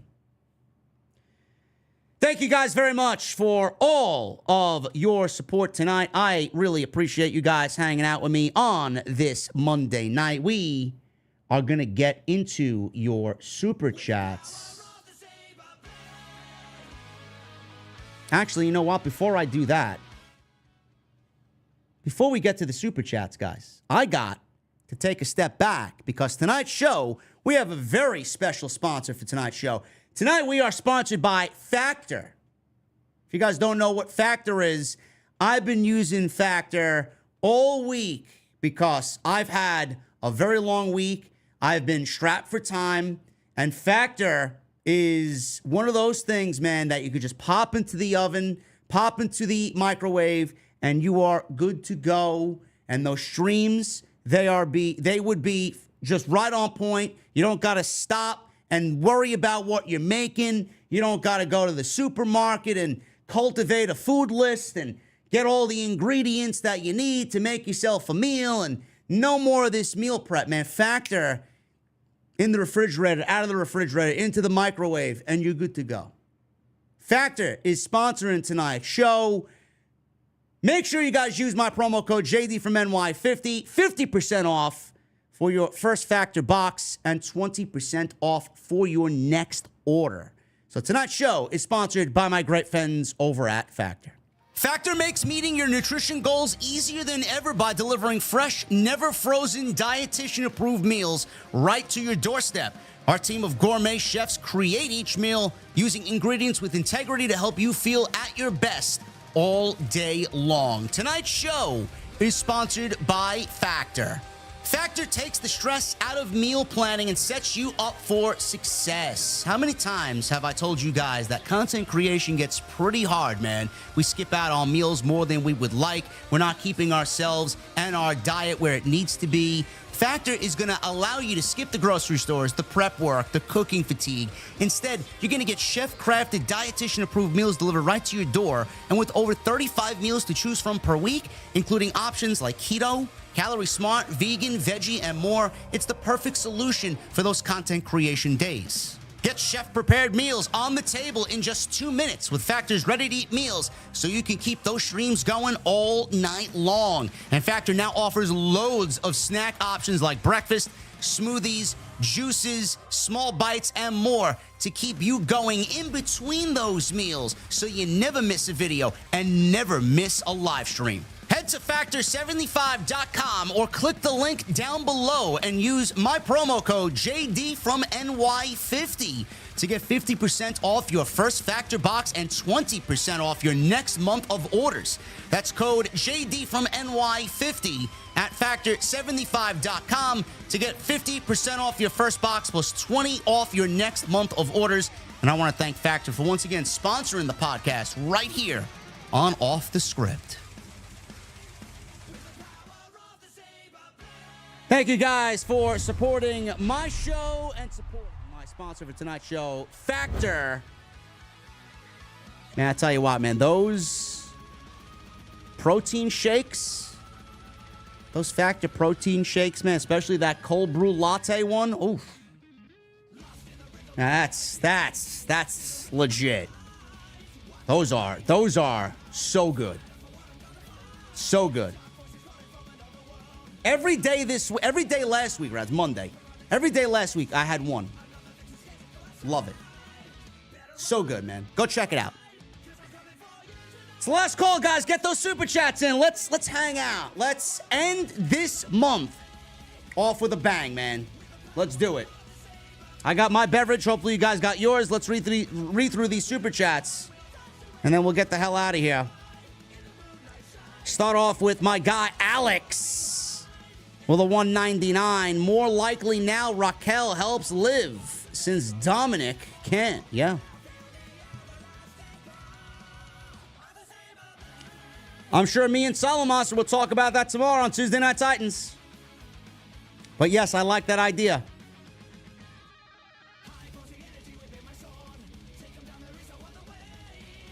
Sidro with a $5 super chat. The inventor of autocorrect died. The funnel will be held tomato.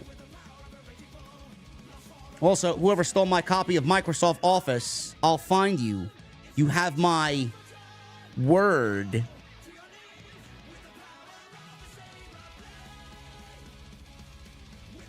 I like the second one better than the first one, Sidro. Thank you, bro.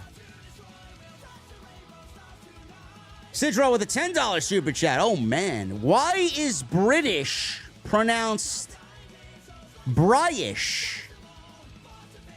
Because they drink the tea. Also, once knew a guy who had his abandoned rock quarry repossessed by bank. They took it for granite. Fucking guy, man. Thank you, Sidro. The resident comedian here on Off the Script. Michelle with a 4 in Super Chat. Raw backstage more dangerous than NXT's parking lot. Well, when Bronson Reed's roaming around, yes. Also, too bad no Punk tonight. Jey won, but Sami will not. Sami is not going to beat Gunther. Setsuka with a $9.99. What a fucking moment. Jey deserved it after a classic match. Braun loses nothing in defeat. So people better not start that buried crap. Braun can get it back and change of pace. For once, that pop was crazy. Change of pace is always good, Setsuka. I agree absolutely. And Braun and the word buried is just even ridiculous to even put in the same sentence. No way. Nisha with a $9.99. Triple H finally gave Jey the W. Happy for him. Dragon Lee got a W tonight as well. Braun and Bronson killed it again tonight. Cooked.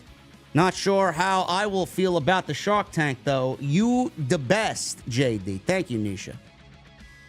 Appreciate you very, very, very much. Filthy Slimes with a $4.99. Giving Jey his moment before he potentially gets back involved with his family is fucking great. I literally got chills from that. It's a great moment. That's why I said, when you see a moment like that, you take it. Triple H had no other opportunity to do that moment when it made sense. Tonight it made sense. Phil with a $9.99. I can admit when I'm wrong, and boy was I. I didn't believe they'd pull the trigger, but I'm glad they did. What a moment for Jey, but is it a long reign, especially with the bloodline down the road? No. I give it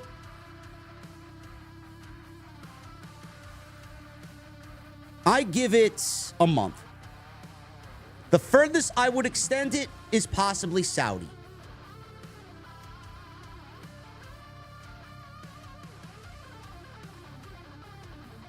Robbie Parker with a new membership. Robbie, welcome to the OTS VIP Club.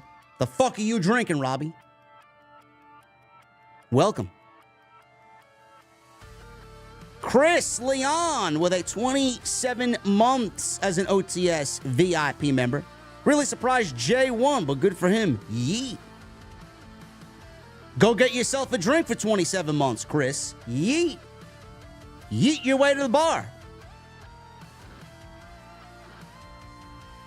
Matt, best in the world, Matt, with a $100 super chat. Thank you, brother.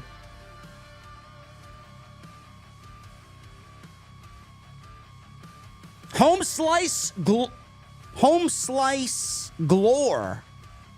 with a $4.99. Why have Braun get the title to only lose it in his second defense? They try to build him as this monster, and it only makes him look like a fucking idiot.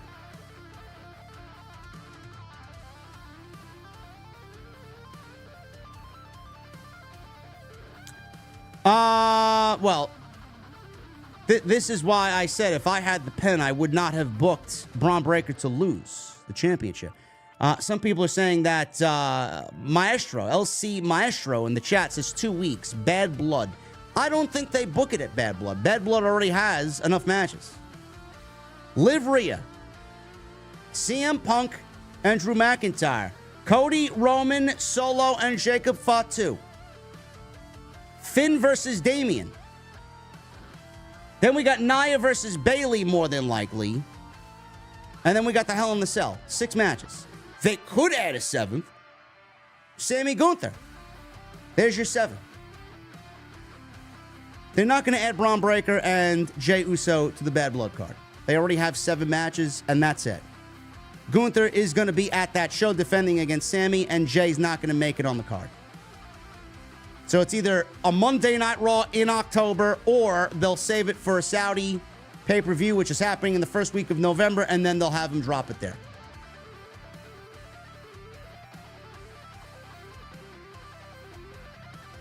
Demeter, handsome, dashing, beautiful, sexy, elegant B.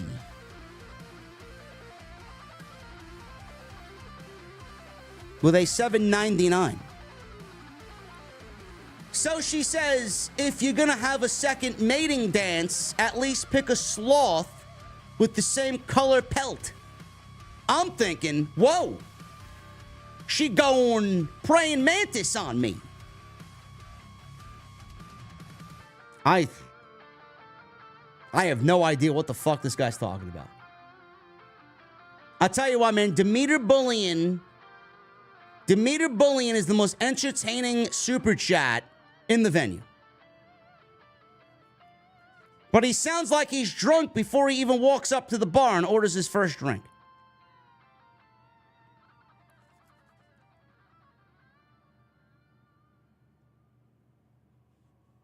Johnny with 16 months. Woo! Says Johnny.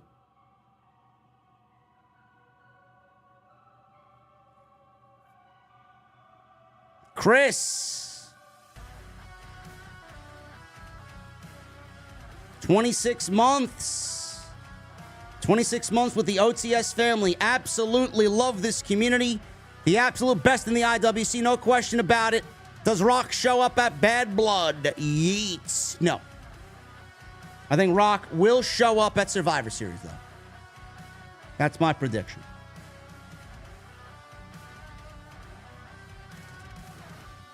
Chris, thank you, brother, for 26 months, man. Here's the 26 more.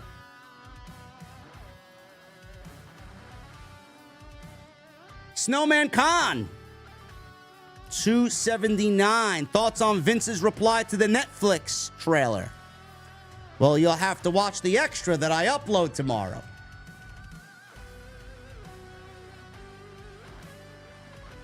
I'll read you an excerpt. I'll read you an excerpt from the Vince McMahon tweet. This is how I could see he's growing into illness in his old age.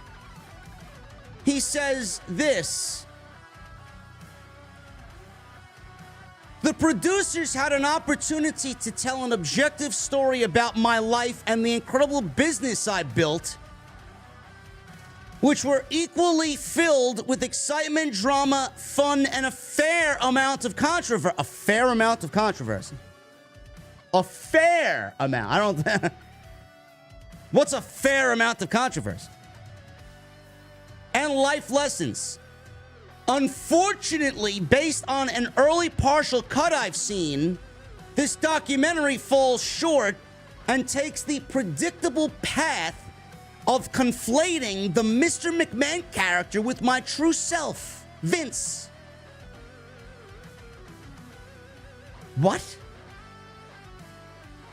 Like there's a fucking difference? Is this guy insinuating? Does Vince have the balls to insinuate that Mr. McMahon and Vince are two different people? Is that what he's saying? That Vince is not Mr. McMahon and Mr. McMahon is not Vince. No. Vince is Mr. McMahon and Mr. McMahon is Vince. That's the fucking problem.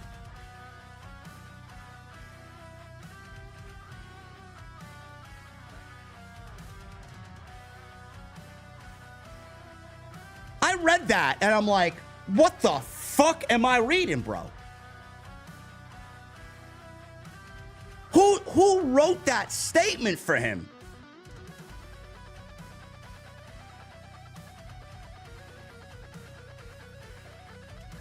Soon as that man left the building, Mr. McMahon is the same person you saw in every other aspect of his life.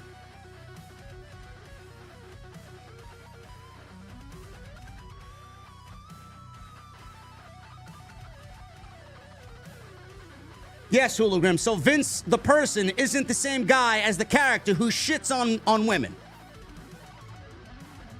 That's what they want you to think. Yeah, they're two different people.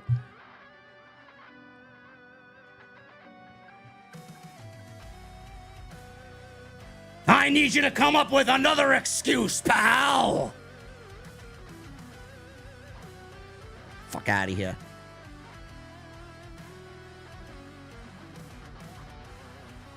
Thank you, Snowman Khan. Filthy Slimes with a $4.99. Braun Strowman doing for Bronson Reed what Big Show did for him all those years ago is a great thing to see. Yes. Absolutely. Bid Moon with $1.99. JD and Dirty Dom, legends. Do you mean me or Judgment Day? I don't know. But if I'm in the same category as Dominic Mysterio, cheers to you, Bid Moon. Kevin Diaz says, Chat GPT response. Yeah, it sounds like it.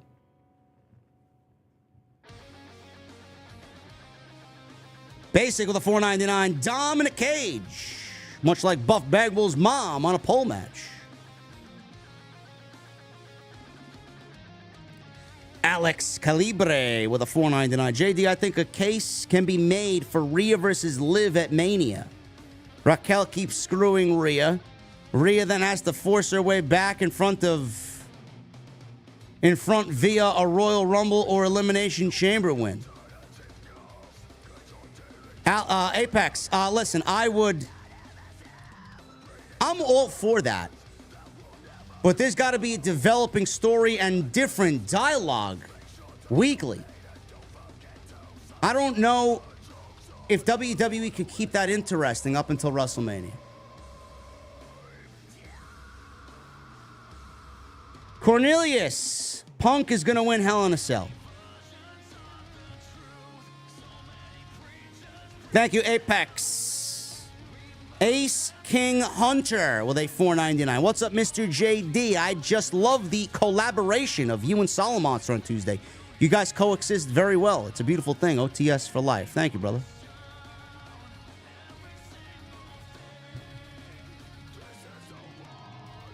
How was the stream, guys, after the glitchiness in the intro?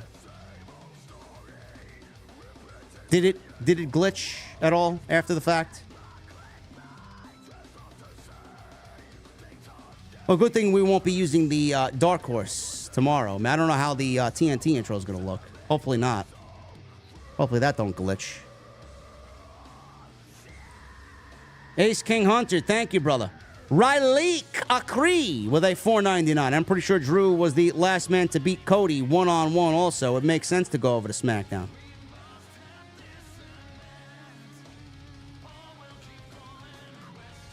Listen, if you start to hear other people saying Drew McIntyre should go over to SmackDown, you know where you heard it first. Weeks ago. You guys know I mentioned this weeks ago.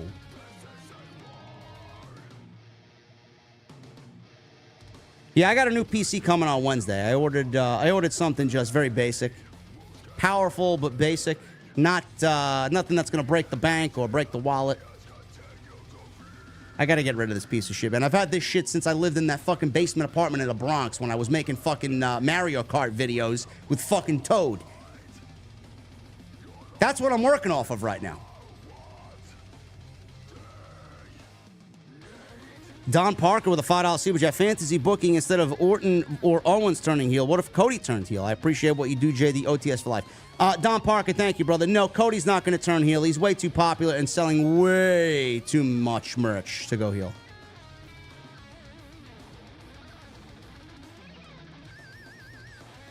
M. James with a $5 Super Chat. Loved American Made's gear tonight. The team angle inspirations are clear as day, and it's a beautiful thing to see. Even their t-shirt was angle inspired.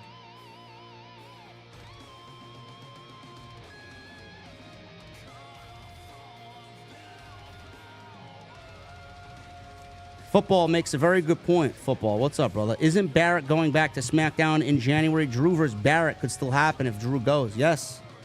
I mean, that could be his WrestleMania match next year. Drew McIntyre versus Wade Barrett.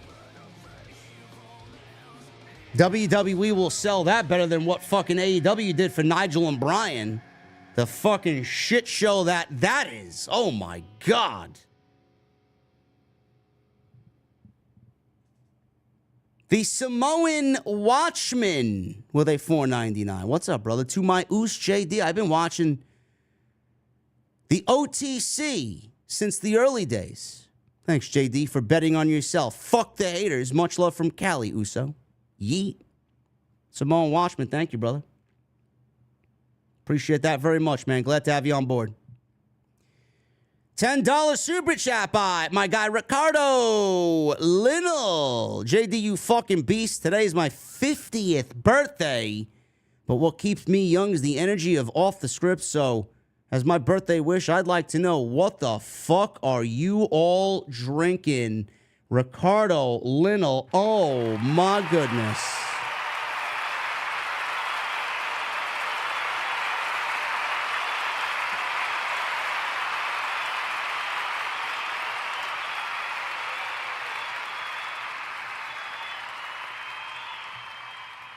You see those birthday cake emojis from my guy Ricardo Linnell in the chat. Happy 50th, brother. That's a big milestone. Appreciate you. Savvy Seed with 24 months as my YouTube is glitching. I don't know. My YouTube is glitching on me. There you go. All of a sudden, it just glitched. I can't scroll the super chats. Savvy Seed. JD, AEW just announced Beast Mortos versus Dralistico versus Hologram for Grand Slam. Debated ongoing until I saw this book. They expect to sell out. Arthur Ashe with this. Bro, week by week, Tony Khan is slowly losing his fucking mind, bro. Just for that comment, we're playing Red Skies.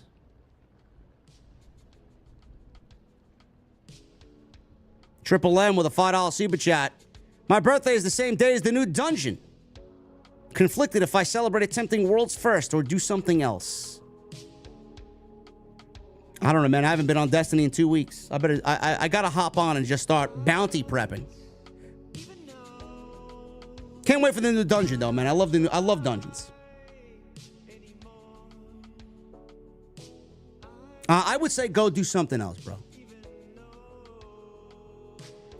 D-Man G with an I-99. What's up, JD? I think Jey Uso won the IC title so he could look strong when Roman tries to unite his OG bloodline. He could put up a good fight saying he's good without him. Reminding Roman how he treated them. That's a good way to look at it, D-Man G, but I don't think so. I don't think Jey is going to take the Intercontinental title to SmackDown.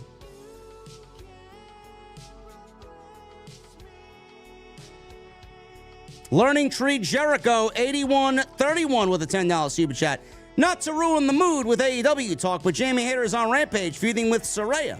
I saw a YouTube clip of her challenging Saraya at the Rampage Grand Slam. What a tragic way to kill a return.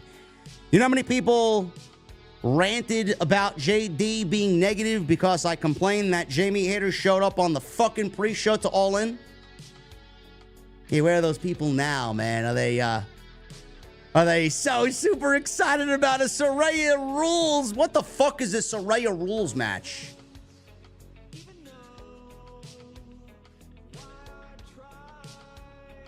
Don Parker with a 5. JD, you absolutely nailed the growing, or the, you nailed the growling effects of Tamatonga on the SmackDown review show. That was epic.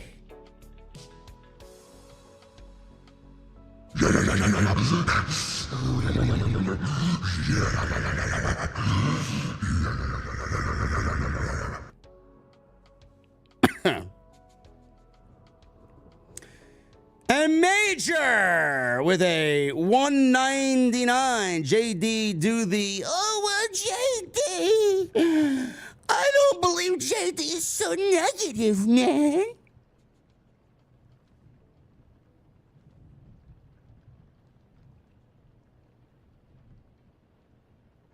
Anyway.